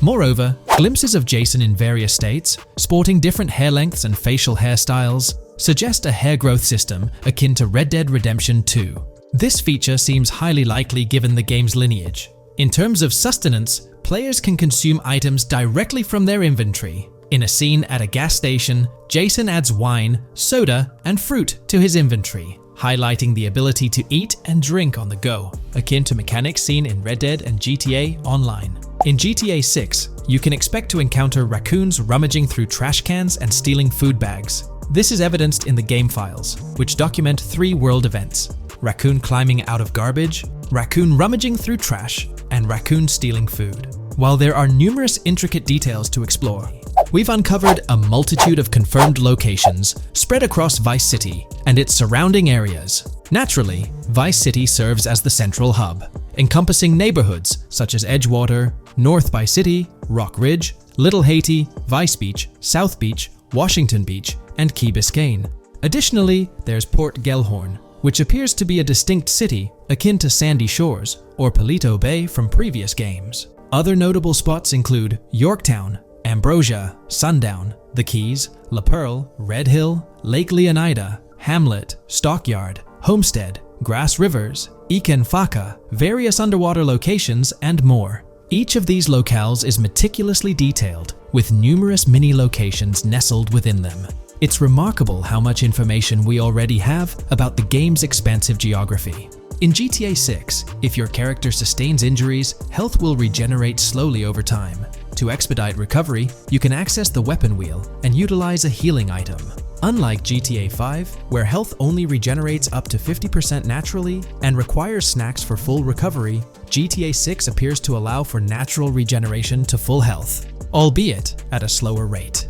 While not officially confirmed, it's implied that using a medical item will accelerate this healing process. Regarding open-world activities, there are 7 confirmed activities thus far: dice, golf, fishing, races, adventuring, shipments, and delivery van events. A video showcases a delivery van event near the industrial area of Port Gellhorn, featuring active security cameras that add complexity to potential heists. 2 distinct event types mentioned in the events list are Pragmatic Cool and Chaotic Romantic, introducing a new event type called Cop Trap, strategically placed in various locations across the map. The confirmed locations are displayed on your screen, indicating that law enforcement will deploy different tactics to apprehend you. Next, let's explore the array of new features spanning 2 full pages. Firstly, an enhanced AI system is showcased in a video, where enemy AI targets Lucia once she turns around. These adversaries demonstrate improved decision-making, adapting their shooting tactics dynamically based on the situation. Notably, they adjust their positioning relative to nearby objects, aiming to avoid frustrating head-glitching tactics. Additionally, they display more tactical behaviors, such as lowering their profile during reloads and employing lateral strafing while firing. NPC behavior has also undergone enhancements, with AI groups no longer wandering individually, but moving in clusters, reminiscent of the dynamics seen in Red Dead Redemption 2. This is evident in a video where Lucia encounters a group of tourists engaged in conversation as they pass by. This enriches pedestrian interactions beyond the independent roaming seen in GTA 5, now featuring diverse groups and even couples strolling together, enhancing the game's realism. A new gameplay feature allows players to surrender to the police during a robbery, introducing an intriguing dynamic with consequences yet to be fully revealed. Additionally, players can purchase gumballs from vending machines, potentially serving as a health boost, although specific effects remain speculative. Similar to GTA 5, your character's attire will accumulate dirt over time, adding a layer of realism. Hacking will also be a significant element, with Lucia seen carrying various hacking tools, though it's unclear if Jason will have access to these tools as well. Previous leaks suggested Lucia's role as the designated hacker, but further details will emerge in due course. Expect an enhanced car hijacking system in GTA 6. For example, the inclusion of an immobilizer bypass suggests that stealing luxury cars will be more challenging. Additionally, a tool called a Slim Jim will be used to unlock older vehicles, adding complexity to car theft. Moreover, events such as Steal Car in Progress and Steal Car Fail indicate potential complications during vehicle theft. Events like Carjacking Cat and Carjacking Advanced AI suggest further intricacies in vehicle-related activities. Finally, the document concludes with approximately 20 pages detailing locations found in leaks that correspond to real-world locales in Miami. This inclusion underscores the meticulous efforts put into crafting a rich and immersive game world. This video, we're delving into the most recent iteration of the GTA 6 mapping project. Our focus centers on a comprehensive analysis of the map's latest updates, incorporating newly unveiled areas and event coordinates derived from leaked information. Additionally, we will explore fresh insights from the initial official trailer, including the revelation of an accessible plaza. A noteworthy aspect we'll be dissecting is the potential expansiveness of the map, hinted at by newfound highway evidence in the trailer. Furthermore, we'll examine a conceptual representation illustrating the potential magnitude of the GTA 6 map. The trailer also provides a glimpse of Starfish Island, a detail we'll thoroughly cover in today's session. Let's initiate our examination by diving into the GTA 6 mapping project. For those not aware, this stands as the most extensive and refined community-driven mapping endeavor, aiming to deduce the GTA 6 map with the utmost accuracy. This endeavor leverages evidence from leaks and the primary official trailer. In our previous map analysis, we scrutinized significant alterations in the Boardgorn and Grass Rivers areas, expanding the map to an impressive 18 by 8 kilometers. However, today's exploration will predominantly focus on alterations in the Vice City region. Rumors suggest that the GTA 6 map will encompass 3 major cities, with Vice City and Portgorn being the identified urban centers so far. Vice City, drawing inspiration from Miami, and Portgorn, a fusion of Gulf cities in Florida. The speculated third city could possibly be modeled after Orlando or Tampa. Earlier rumors hinted at Yorktown being the third city, approximately aligning with Tampa's location. However, intriguingly, structures observed in leaked material from Portgorn were reminiscent of Panama City. Rockstar appears to amalgamate elements from distinct cities to craft a unique virtual landscape. Turning our attention specifically to Vice City, notable modifications are discernible in the Stockyard and Crosstown area. While these alterations may not be immediately apparent, a thorough comparison with the prior map iteration reveals notable changes in street layouts for improved connectivity. Building positions, including the relocation of the Jack of Hearts nightclub, featured in leaks and the trailer, signify significant shifts. Adjacent structures visible in the trailer's music video shoot scene have undergone subtle rearrangements. A noteworthy addition to the GTA 6 mapping project encompasses events gleaned from leaks, introducing a dynamic layer to our understanding of the evolving landscape. At present, we've pinpointed 4 events on the map, marked by light blue dots. These events include the missing persons poster at the liquor store, the big cat cage roof at Everyday Art Elephant, and the Everyday Art sidewalk creep. all clustered around the Crosstown SL Stockyard area. Meanwhile, there have been notable changes in the Vice River area, with some buildings rearranged and brought closer to the river. The overall shape of this area has also been altered, and a new marina building near the airport has been introduced, based on recent evidence. Another significant alteration concerns the incorporation of Ica and Belleville into Vice City. While their status remains speculative, with their names displayed in red, Ica is purportedly inspired by Allapattah, a neighborhood in Miami-Dade, while Belleville draws parallels with Brownsville. Formerly perceived as small towns on the outskirts of Vice City, they're now considered part of the Vicedale neighborhoods, following fresh evidence. This reclassification potentially places scenes like the police officer pursuing the overweight individual in the Belleville neighborhood. Furthermore, a notable discovery linked to Tommy Vercetti's mansion has surfaced. Star Island's inclusion in the game has been confirmed, evidenced by its appearance behind the Rockstar game's title, and in a scene featuring a bikini-clad woman. This revelation solidifies its status as a game location, with strong ties to the original Starfish Island from GTA Vice City, where Vercetti's estate was situated. The prospect of encountering the mansion in-game, whether as an accessible structure or an abandoned relic, remains uncertain but tantalizing. The mention of Star Island remains speculative, as indicated by its red font, leaving the possibility open for it to be renamed Starfish Island or something else. These developments encapsulate the latest updates to the GTA 6 mapping project. Additionally, let's delve into a Reddit post that has garnered attention. I'm still very intrigued by the prospect. This is a full accessible plaza. The full access plaza featured in the trailer has piqued my curiosity. This snapshot is captured during a scene where Jason and Lucia evade the police momentarily. Positioned on the right side of the frame is a sign, presumably denoting a mall within the game. Notably, several brand names, including Kowalski, Callis, Scala, and Alpha, are visible on this sign. Furthermore, a portion of the mall's name briefly appears, starting with Ever. Could it be Evergreen Plaza or another variation? The answer remains elusive, and we'll have to await further developments to unravel this mystery. I can pretty much bet on it that this shit will indeed be fully accessible. Most of the signs on that structure look to be clothing and accessory shops, which would easily mean it's accessible to us. I'm really hoping the mall makes a return in this one and will serve kind of as a player hub when online drops. Oh, that would be good. Maybe a spot where you can't attack. Could meet people to join up for races, heists, etc. That would be pretty neat. Now let's shift our focus to some additional findings that might provide evidence for the existence of the third major city in GTA 6. Furthermore, we'll explore why the actual map size of GTA 6 could potentially surpass the estimations derived from the mapping project.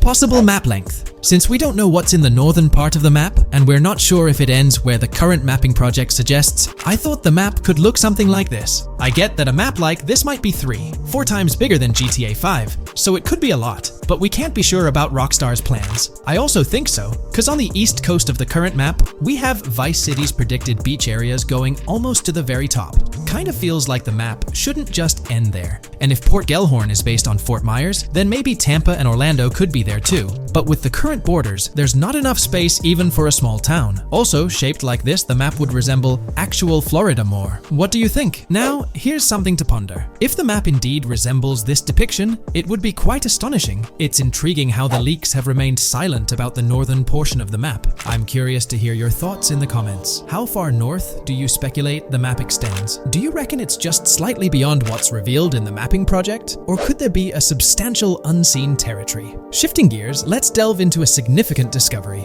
An observation on the size of the map using highway exits as a guide. I believe that 2 blink and you'll miss them shots from the trailer, combined with something I saw in the leaks, have given us a serious hint as to just how big the map for GTA VZ might turn out to be. Specifically, north-south. The first is the shot of the man grabbing his crotch while stopped on the side of the highway. Specifically, the highway exit signs in the background. They suggest that this shot is being taken from just north of exit 14 on the highway, if turning left has you going east and turning right has you going west. What's more, the GTA VZ mapping project believes that the highway that this shot is taken from is Interstate 97. Adding to this, there's this shot from earlier in the trailer of the woman in the gold dress hanging out the top of a convertible traveling down I-404, heading towards a junction with 197. At the very start of that clip, you can catch the exit number on the sign she's driving under. You can't see all of it, but to me, it looks more like exit 18 than exit 1B. This one is more speculative though. Now, I'm about to get into the leaks, so I can't post any pictures. There's a clip in the leaks of a red ute heading northbound on 197 towards the exit 13 AB junction that takes 1 to Washington Beach and Ekanfinaka before crashing. The mapping project has been using the leaks to create their maps, and they've placed that stretch of 197 north of Mr. Crotchgrab from the trailer, running through the Stockyard neighborhood. This to me indicates that the highway exits are going to follow a realistic number pattern, with the number increasing or decreasing for every mile traveled. The question is, where does this put exit 12? Exit 11? All the exits going up to 1? I've taken the latest version of the mapping project's map and pointed out where exits 14 and 13 are located. Then, extrapolating from there and using the map's grid as a handy guide, I drew where all the exits further down the numbering scheme might be located. I ran out of room to put exit numbers at #9. If 197 is going to keep following the same numbering scheme all the way north until it hits exit 1, then it's likely that the map is going to be far bigger than we currently think it is, and what's been shown and plotted out so far.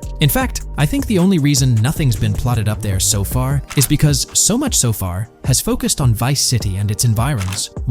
404.2 could wind up running just as far north, allowing for a few extra miles and exit numbers to accommodate it crossing the Everglades grass rivers before turning north, as I-75 in real life does. Bottom line, the map for this game is going to be enormous. There's been some chatter among you all about another potential scenario, the possibility of I-97 serving as a loop highway encircling the map's perimeter, similar to GTA 5. While this is a valid consideration, I've largely dismissed it due to a straightforward reason. As previously mentioned, I-44 boasts exit numbers and highway markers that suggest its considerable length, likely extending westward until it reaches the Gulf of Mexico before veering north, mimicking the real-life trajectory of I-75. If the map's northern boundary remains close to its current cutoff point, and I-97 extends west and south extensively, then it's plausible that I-44 would mirror this pattern in the opposite direction.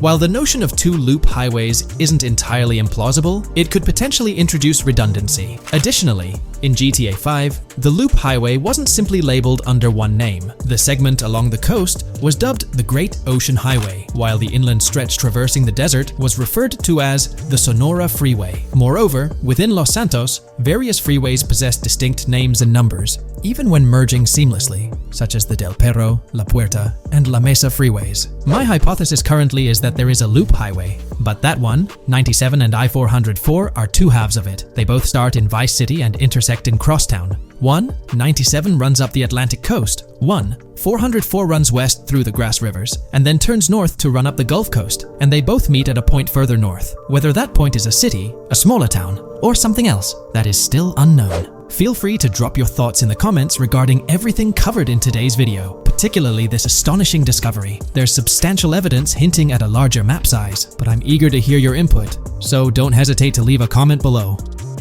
From 2022 and onward, a group of passionate GTA fans have been diving deep into GTA 6 gameplay leaks, and what they discovered was wild. Their mission? They're trying to map out the entire landscape of GTA 6 before Rockstar Games even releases the official game. And guess what? They're actually making some serious headway. This is all about the ongoing GTA 6 mapping project. So, how did this whole endeavor start anyway? It's an interesting story that not many folks are aware of. You see, there was a similar craze back when GTA 5 was announced. Back in 2011, a group of dedicated fans took it upon themselves to predict and sketch out the layout of GTA 5's terrain. How did they do this? By meticulously analyzing every single trailer that Rockstar Games dropped in the year leading up to the game's eventual release in 2013. The surprising part? When the game finally hit the shelves, a substantial chunk of what these fans had mapped out turned out to be surprisingly accurate. Sure, there were a few locations that were a bit inaccurate, like the military base being off and the dam placed in the wrong spot. Also, there were some variations in the overall shape of San Andreas, but considering they solely relied on Rockstar's official footage and had put in 2 years of work, their accuracy was pretty commendable. Now imagine this, if they could pull off that level of detail with just the trailers, think about what these enthusiasts could achieve with the leaked, under-the-radar stuff that slipped out prematurely. Plus, add in an extra year of combing through details and data. This mapping project is being led by a user called Dupzor, who is the project manager of this whole thing. On September 18th, 2022, when a massive leak dropped over 90 minutes of GTA 6 footage, the map enthusiasts went into full gear. While I can't exactly showcase the leaked content here, what really sparked the interest of the community were the coordinates embedded within the developer's HUD.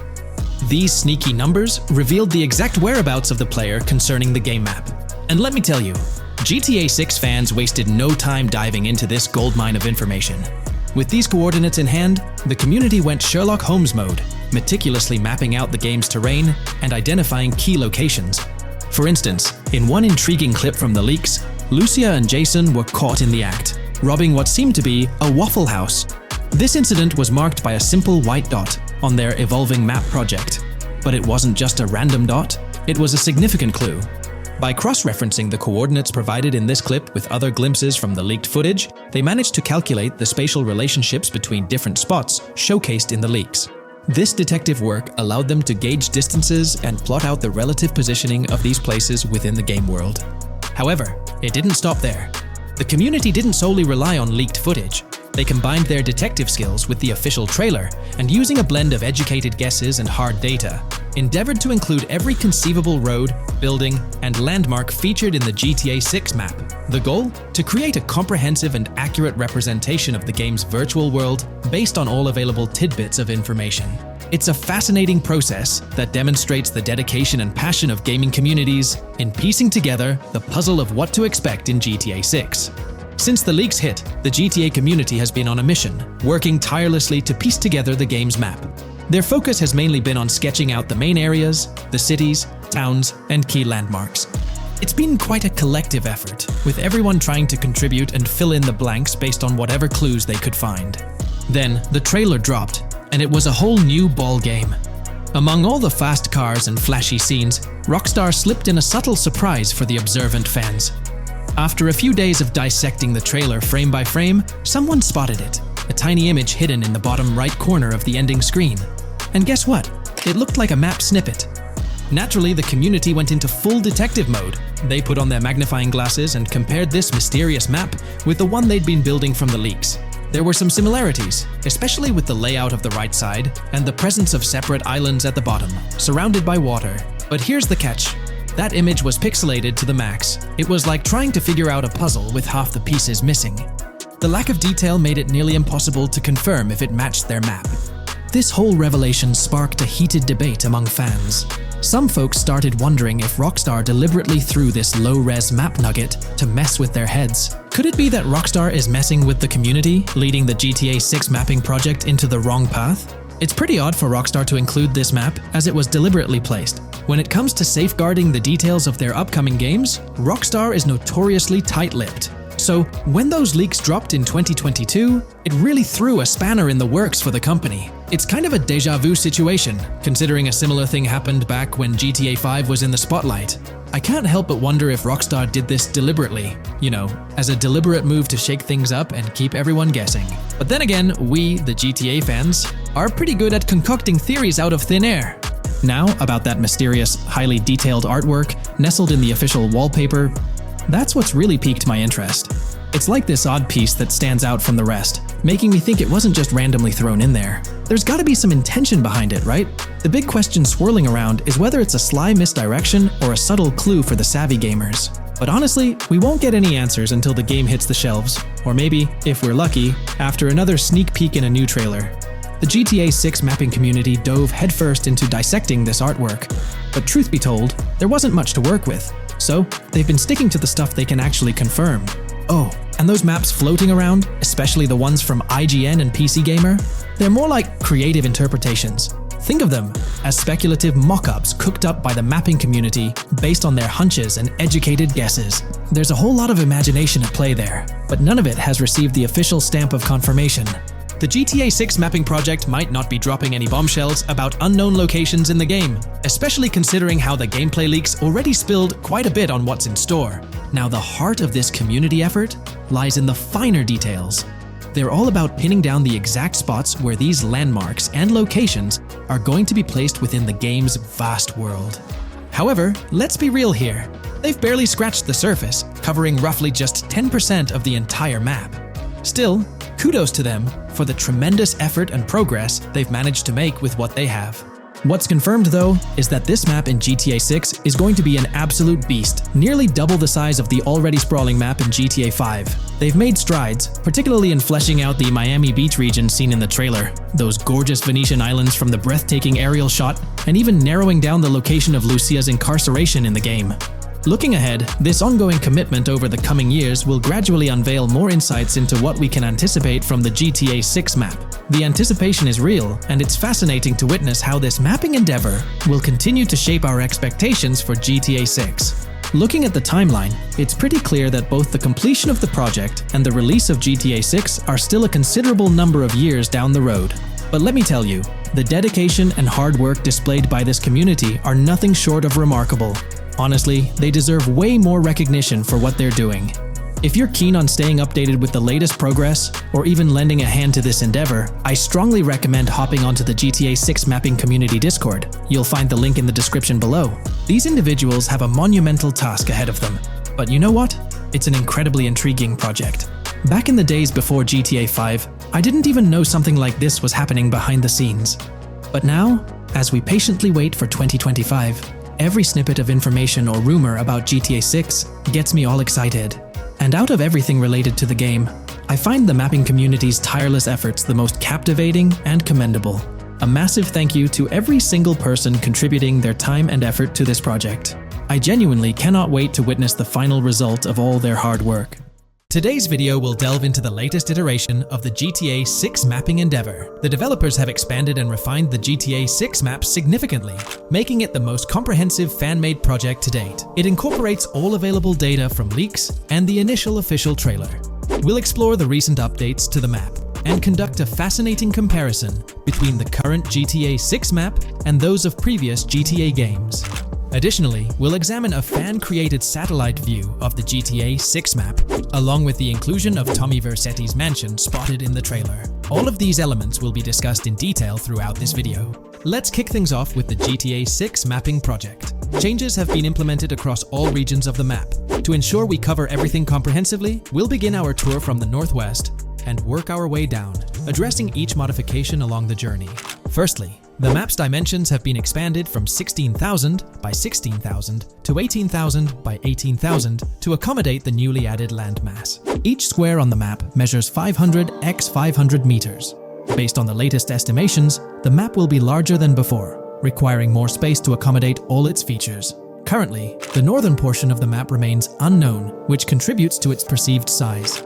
Hence, the map extends beyond what's visible on the screen. According to rumors, the GTA 6 map is speculated to encompass 3 major cities. Presently, we're aware of 2. Vice City, the largest city, and Port Gorn, which has undergone further expansion in the latest map update.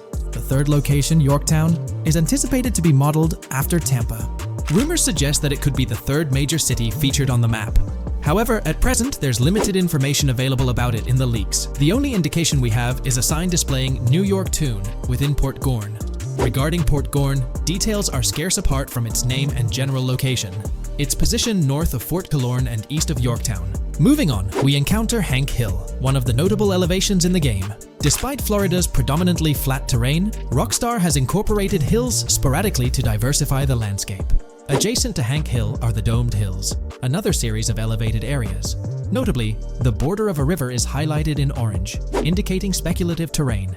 Nonetheless, it appears to be situated in the vicinity of Red Hill, a small town positioned near Lake Leonida. The largest body of water, Lake Leonida, sits approximately at the map's midpoint, drawing parallels to Lake Okeechobee in real life. To the north of Lake Leonida lies Fairyland Forest, a wooded area neighboring Fairyland, a playful nod to Disney World. To the east of Lake Leonida, you'll find Ambrosia and Laurel, 2 additional small towns, along with North Beaches. Heading south from Yorktown, we reach Port Gorn, which has undergone expansion westward. The buildings and roads depicted in black and grey correspond to those visible in leaked footage and the trailer. Roads highlighted in red, along with orange borders, remain speculative. However, the port area shows 2 speculative buildings and a portion of the border that's confirmed. The Bay Area has seen overall enlargement, including modifications to the speculative islands near Port Gorn. Additionally, a newly added section featuring small islands and a confirmed border indicates further expansion. With these developments, Port Gorn's size may rival that of Vice City. It might not match Vice City's scale, but it could rival, if not surpass, GTA 5's Los Santos, which is remarkable, considering it's our second city on the map. Additionally, the confirmed borders of Port Goro have been adjusted based on new evidence. The remaining areas in Port Goro largely remain unchanged. We still have Han Waffles Diner, surrounded by its buildings and structures, along with Port Gorn Motel, Gorn Bluff, the Pawn Shop, Port Gorn Raceway, Port Gorn Airfield, and the United State Prison. Belleville and Econfina remain situated near Vice City. Now, focusing on Vice City itself, much of it retains its layout from the previous map update.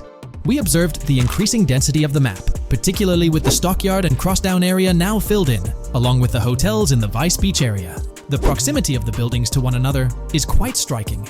Additionally, the buildings on Pelican Harbor Island remain consistent with the previous update. However, there's been a recent discovery. I'd appreciate your thoughts on this matter in the comments below, as it could potentially be significant if confirmed. According to this viewer, they claim to have identified Tommy Vercetti's mansion in the trailer. They're referring to this specific mansion situated on the middle island, directly behind the enormous yacht.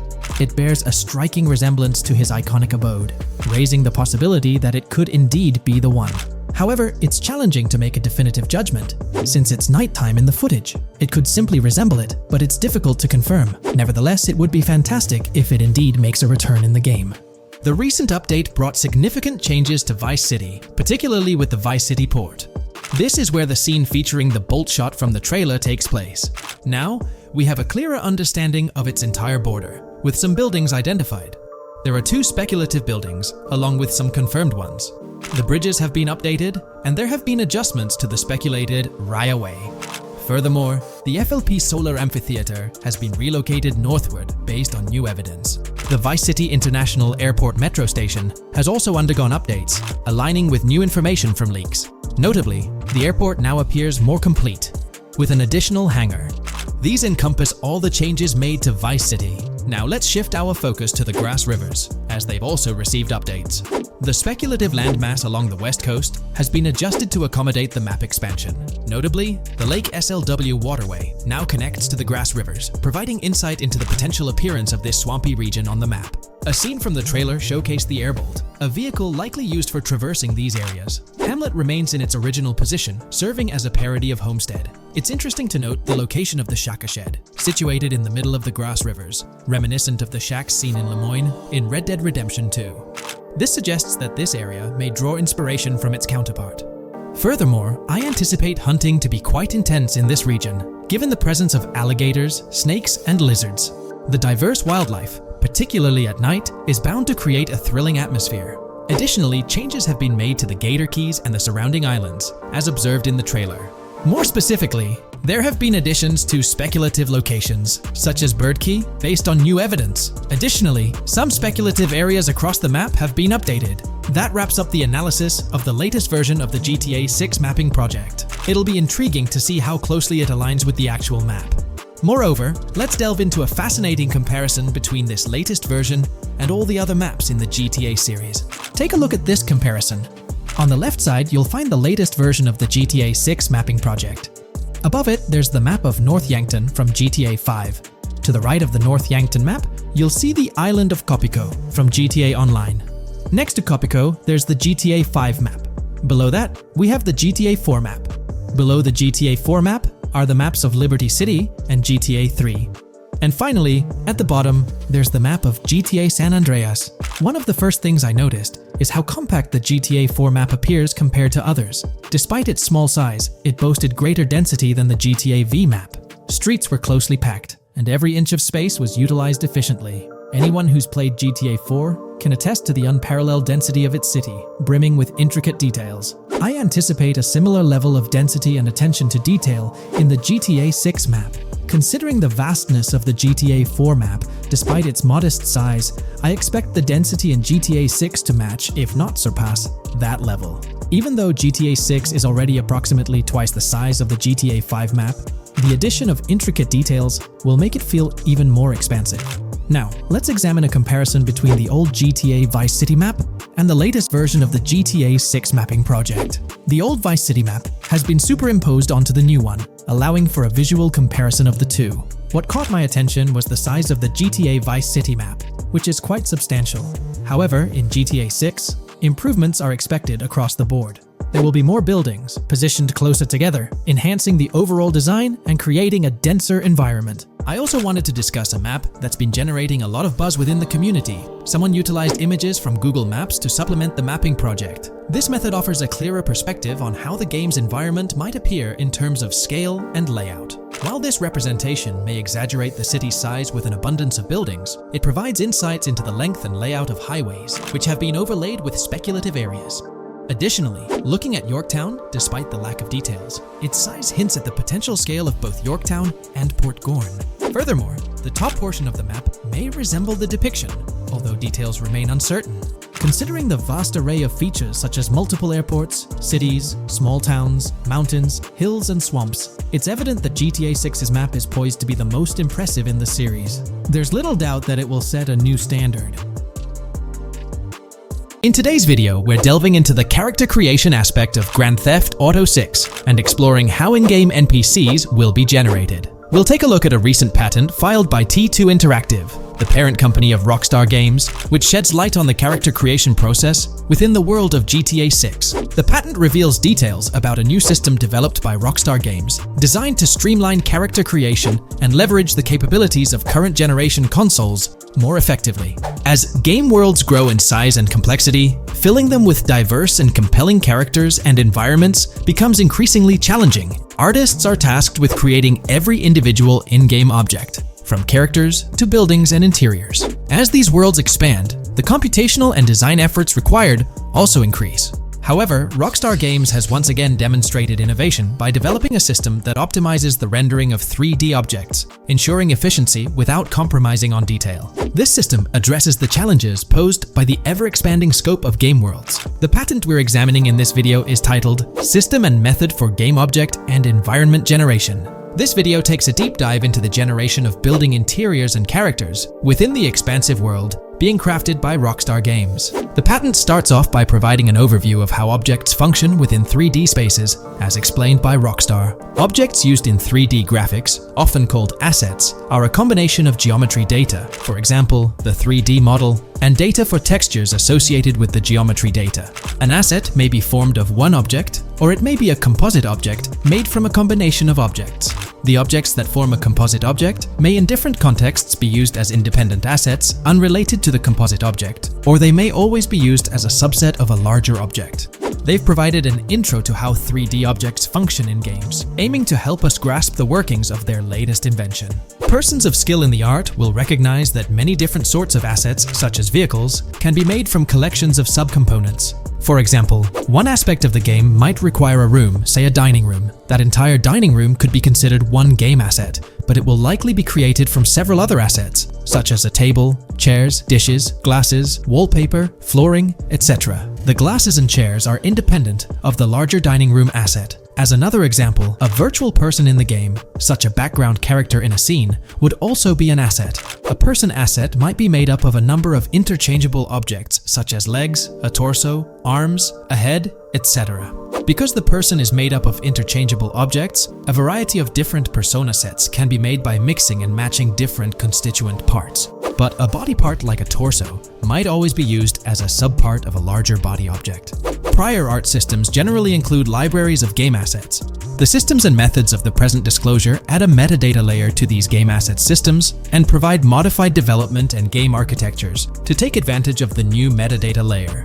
This metadata layer includes tags that are added to the object in order to provide useful descriptors. In a preferred embodiment, these descriptors are completely free-form and without context. This allows developers to specify information about objects as needed without having to be locked into a rich pre-configured schema. Rockstar's new system introduces an additional metadata layer and utilizes tags for enhanced functionality. In the next section, they provide examples illustrating how this tagging system will operate. For instance, characters and virtual beings within the game world will be assigned tags like skinny, chubby, average, attractive, ugly, young, old, and so on. They explain that this tagging system won't just apply to the 3D models or textures alone, but to the entire object package, which includes the model and its associated textures. Essentially, every aspect of a particular character will be tagged. For example, skin textures for elderly characters will be tagged as old, while arms and torsos for heavier characters will be tagged as chubby. They also list other tag examples provided by Rockstar, such as sporty, hipster, emo, preppy, nerdy, luxury, basic, new, worn out, business, and formal. Moreover, each component can have its own tag, and there can even be collections of assets with tags. Furthermore, they explain that all these assets can be stored on servers for easy developer access via an application programming interface (API).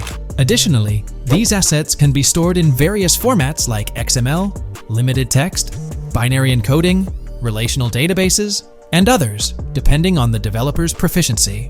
The systems and methods of the present disclosure further advantageously use the metadata via a rule set layer that uses the metadata to increase the speed and efficiency of game rendering, world or scene creation, game script execution, and rendering fidelity. In particular, the rule set allows designers to add context to the tags and to control their use by setting rules for the asset usage and the asset's interaction with the game and other objects.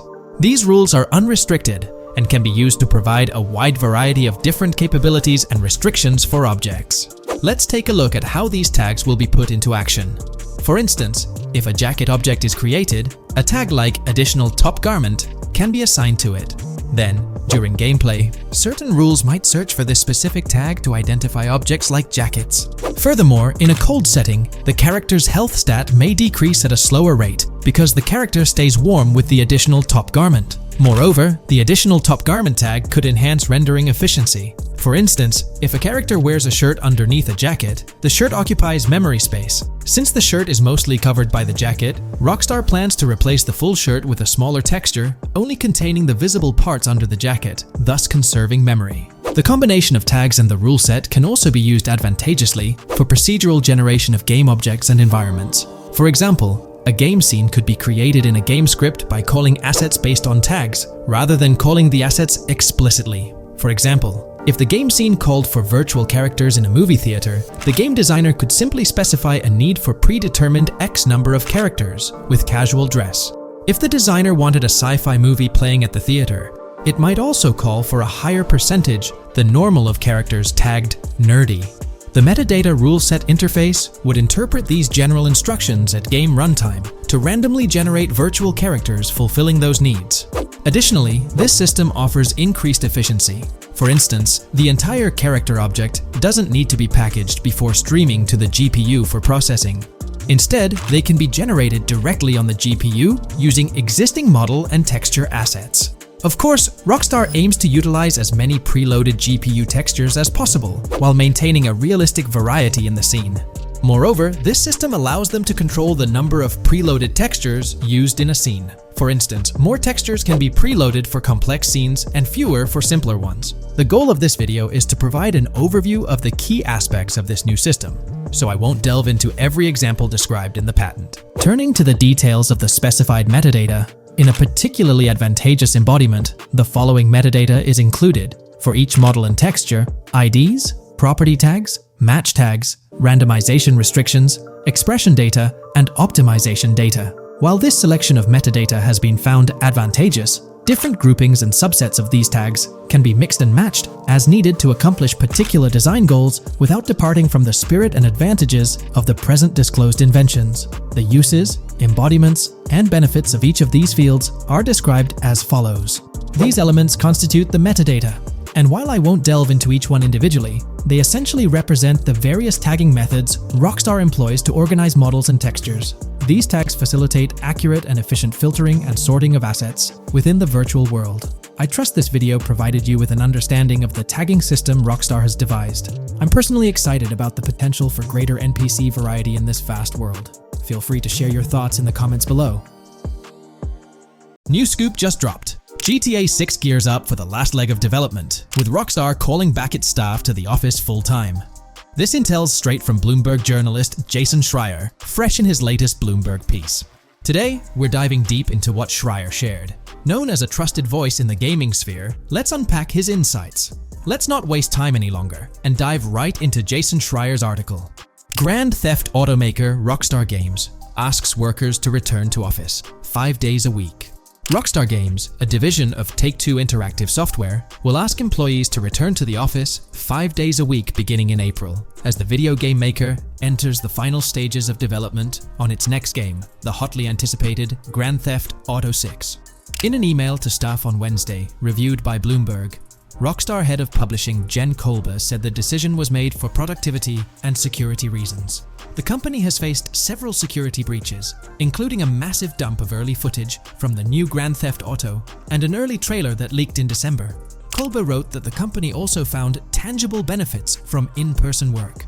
Making these changes now puts us in the best position to deliver the next Grand Theft Auto at the level of quality and polish we know it requires, along with a publishing roadmap that matches the scale and ambition of the game, she wrote. Return-to-office mandates have been a hot topic across various industries since the pandemic forced myriad employees to work from home. More recently, many employers have asked staff to return to the office for 2 or 3 days a week. A study last month found that remote work did not have an impact on productivity. The issue has been particularly controversial among video game workers, thanks to the volatility of the industry and its lack of a centralized workforce. Many of 2023's biggest video game hits, such as Marvel's Spider-Man 2 from Insomniac Games, were developed remotely. Rockstar's in the final stretch of developing Grand Theft Auto 6, hinting at a possible early 2025 launch. With this, we might anticipate the release of a second trailer, along with screenshots and more teasers in the coming months. While fans rejoice, this could mean extra pressure for Rockstar Games staff. Stay tuned here for updates as Rockstar unveils more details about GTA 6.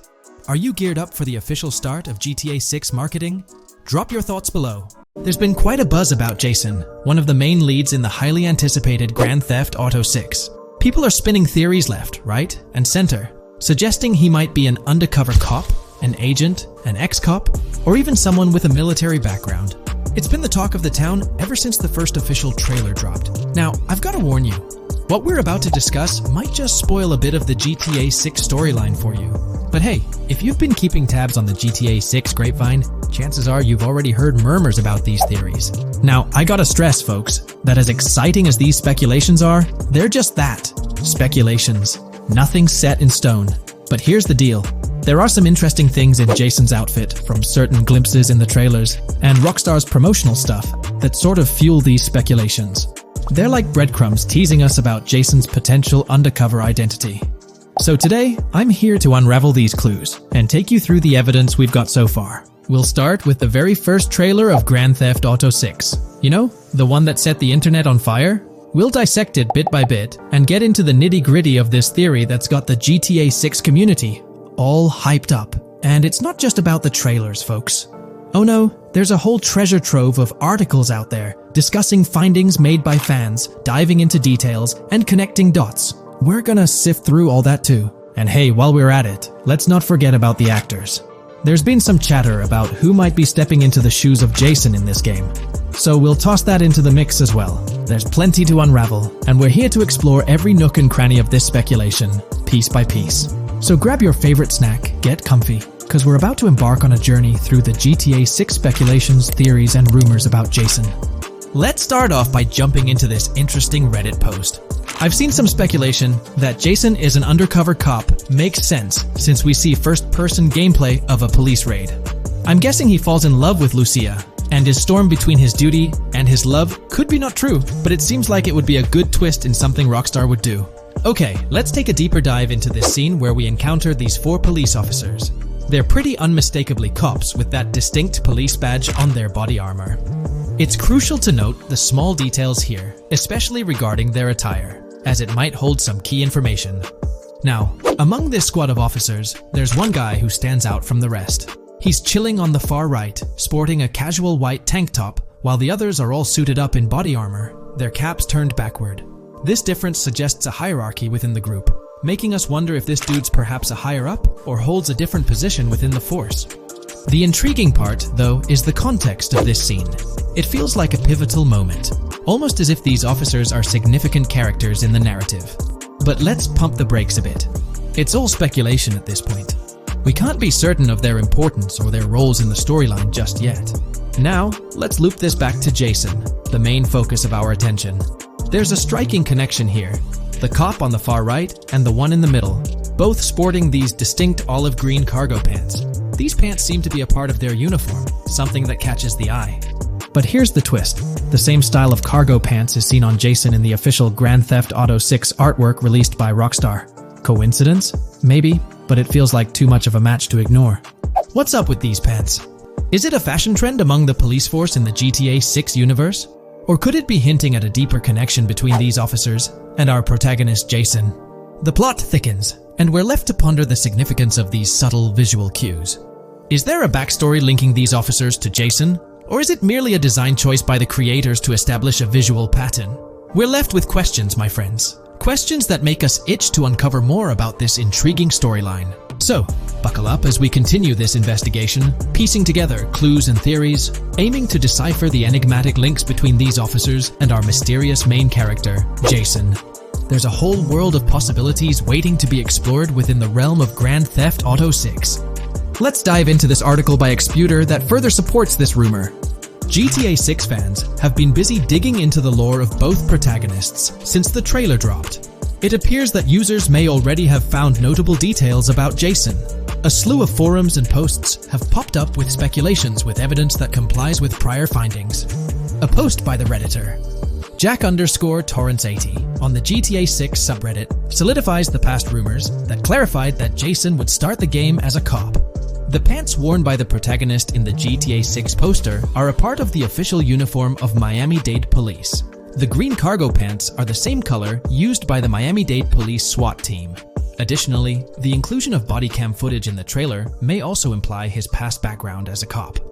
It is speculated that he was dismissed from the service during the events of the game, having to continue his life as a petty thief. In the side-by-side comparison, you'll notice something intriguing. Those pants on the right in the image are an exact match to the ones worn by those police officers in the trailer clip. The detailing with those black bands and the gun holsters, it's all there. But here's where it gets interesting. Jason, in the official artwork, doesn't seem to have any of those gun holsters. It's as if he decided to part ways with that gear when he left the police force, holding onto only those distinctive pants. Now, about that white tank top he's sporting in the artwork, it bears a striking resemblance to the one worn by the cop, positioned on the far right in that clip. It's these little connections that make you wonder if there's more to it than meets the eye. Could it be a deliberate choice by the creators to hint at Jason's past, subtly linking him to the law enforcement world? Or is it just a coincidence? In the comments of the Reddit post, a user says, he is probably a dismissed cop or soldier, got too desperate and started to do petty crimes. Lucia brings him the local connections and scores, and he uses his former police training skills in weaponry and vehicles. A dismissed corrupt cop or soldier, a freshly out of jail ex-prisoner.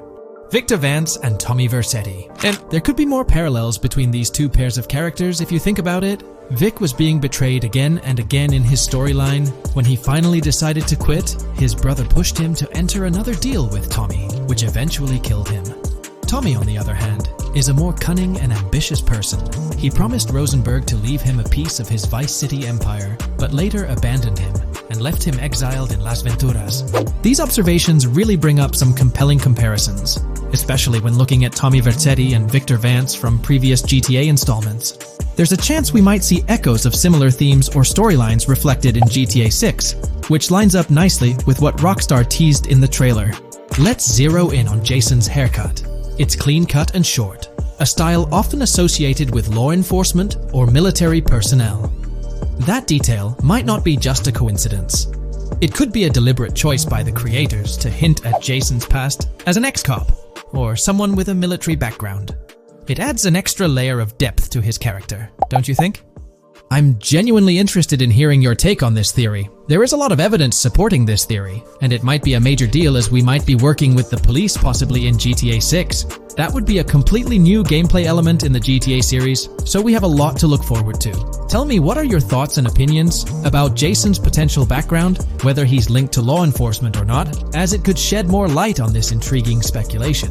So, please share your thoughts in the comments section below, and let's keep this discussion rolling. Alright, so in the GTA 6 trailer, there's this moment where this girl in a white bikini gets everyone talking, debating whether she's Lucia or not. She's chilling near this pool, taking in the Vice City skyline, and then she turns around. And let me tell you, there's a bunch of stuff to unpack there. Her hair moves all natural-like, swinging around as she turns. She's got these big hoop earrings, cool purple sunglasses, rocking a purple lipstick, and check out those nails, French tips. Oh, and there's this bracelet on her left wrist that catches the eye too. Now, here's the deal. Some folks are saying, nah, there is absolutely no way that is Lucia, or it just doesn't cross anyone's mind. Their argument? She looks different from how Lucia appeared in other shots, especially in that jumpsuit and during the whole crime spree with Jason. But hold up, there's a good chance that in GTA Online, customization's gonna be off the charts. Need a different haircut? No biggie, just swing by the in-game salon. Problem solved. So, who knows? This bikini girl might just be a customized version of Lucia with a whole new look and vibe. By the way, I'm holding a monthly giveaway for a PlayStation 5. You just need to subscribe and you're entered. Now, back to the video. You know, I'm pretty confident that it won't cause much trouble, just like in GTA 5 or Red Dead Redemption 2. It feels like they'll let us switch up our characters' hairstyles again, which is pretty cool. Now, about this scene, it looks like it's happening at a totally different stage of the game. At the start, Lucia's all locked up in jail, doing those petty crimes and all. But in this snippet, she's looking like she's hit the jackpot. Loads of success and riches. There's more to this in the trailer, giving us a peek into what a thriving Lucia might look like. She's sporting a different hairstyle, dressed to the nines, hanging out in a fancy car with Jason behind the wheel. And to top it off, the girl's getting her photos taken by the paparazzi. Some folks out there are betting that this bikini girl is going to be the face of Rockstar's marketing strategy. You know, just like how they've always had that iconic female figure in their marketing since the good old days of GTA 3. So, putting it all together, it really seems like this bikini girl is Lucia. From the style to the little details like the various hairstyles, everything seems to point in that direction. It's exciting to get these glimpses of what Lucia's different phases might look like in the game. Rockstar's been doing this thing with the promo girls for ages, from the early days of GTA 3 to the more recent GTA 5. You might remember them. The girl in the bikini holding the martini glass, or the San Andreas girl leaning over at the Vinewood sign with those shades. They've always had these distinctive figures for their marketing. A bunch of people are pointing fingers at this bikini girl, saying she's the new Rockstar promo face. But I've got my money on Lucia. Take a look at those birthmarks and accessories, those little marks on her face and arm. They're pretty similar to what the bikini girl's got. We'll explore the freshest alterations introduced to the map, including newly incorporated locales and adjusted road placements. Additionally, we'll examine some intriguing revelations stemming from the inaugural official trailer, such as the appearance of a swordfish. Furthermore, we aim to tackle one of the pivotal queries surrounding GTA 6, the extent of Rockstar's intention to amalgamate multiple states into the fictional entity of Leonida. We'll sift through all available clues, encompassing leaks and insights from the initial trailer, to shed light on the potential inclusion of Georgia in the game. Let's kick off by scrutinizing the latest rendition of the GTA 6 mapping endeavor. This most recent update, which debuted just a few hours ago, represents the pinnacle of this extensive fan-driven mapping project. Here's a peek at the current state of the GTA 6 map. We've got Vice City and Port Gilhorn in the mix, with tweaks made to both cities, along with some other spots on the map. Keep an eye out for changes like the prison from the opening shot and the Gator Keys.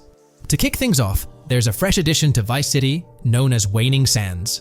While details about this neighborhood are mostly speculative at this point, it's believed to be the setting for a pivotal scene from the trailer. You know, the one where Jason and Lucia dodge past a few police officers in their getaway vehicle. In this vicinity, you'll find the Evergreen Mall Center, prominently featured at the start of the scene. Keep an eye out for a sign on the right side of the frame, showcasing various stores set to be part of this plaza. In a recent mapping video, there was some speculation about whether this plaza would be fully accessible. While only part of the name MLE is visible at the top of the sign, it seems the mapping community is also leaning towards it being called Evergreen MLE. However, the exact location of the MLE within the plaza is still up for speculation. Notice how the buildings on the map are marked in red? Well, there are a few other speculative additions to Waning Sands. These include a gas station, Sailbolt K condos, and Cricket Club condos. Here's what we're using as a reference. You can catch a glimpse of the gas station roof along with other nearby buildings. In a previous video, we floated the idea that this could be Topgolf in Dalal, Florida. However, it seems unlikely now since the placement doesn't quite line up. But hey, let's hold off judgment until we know more. Now, let's talk about some updates in the positioning of various elements. The placement of several buildings, basements, speculative roads, metro, rail, crosstown, downtown, and Brickell has been tweaked. We're using yellow and purple lines to show the speculative metro and railway in Vice City,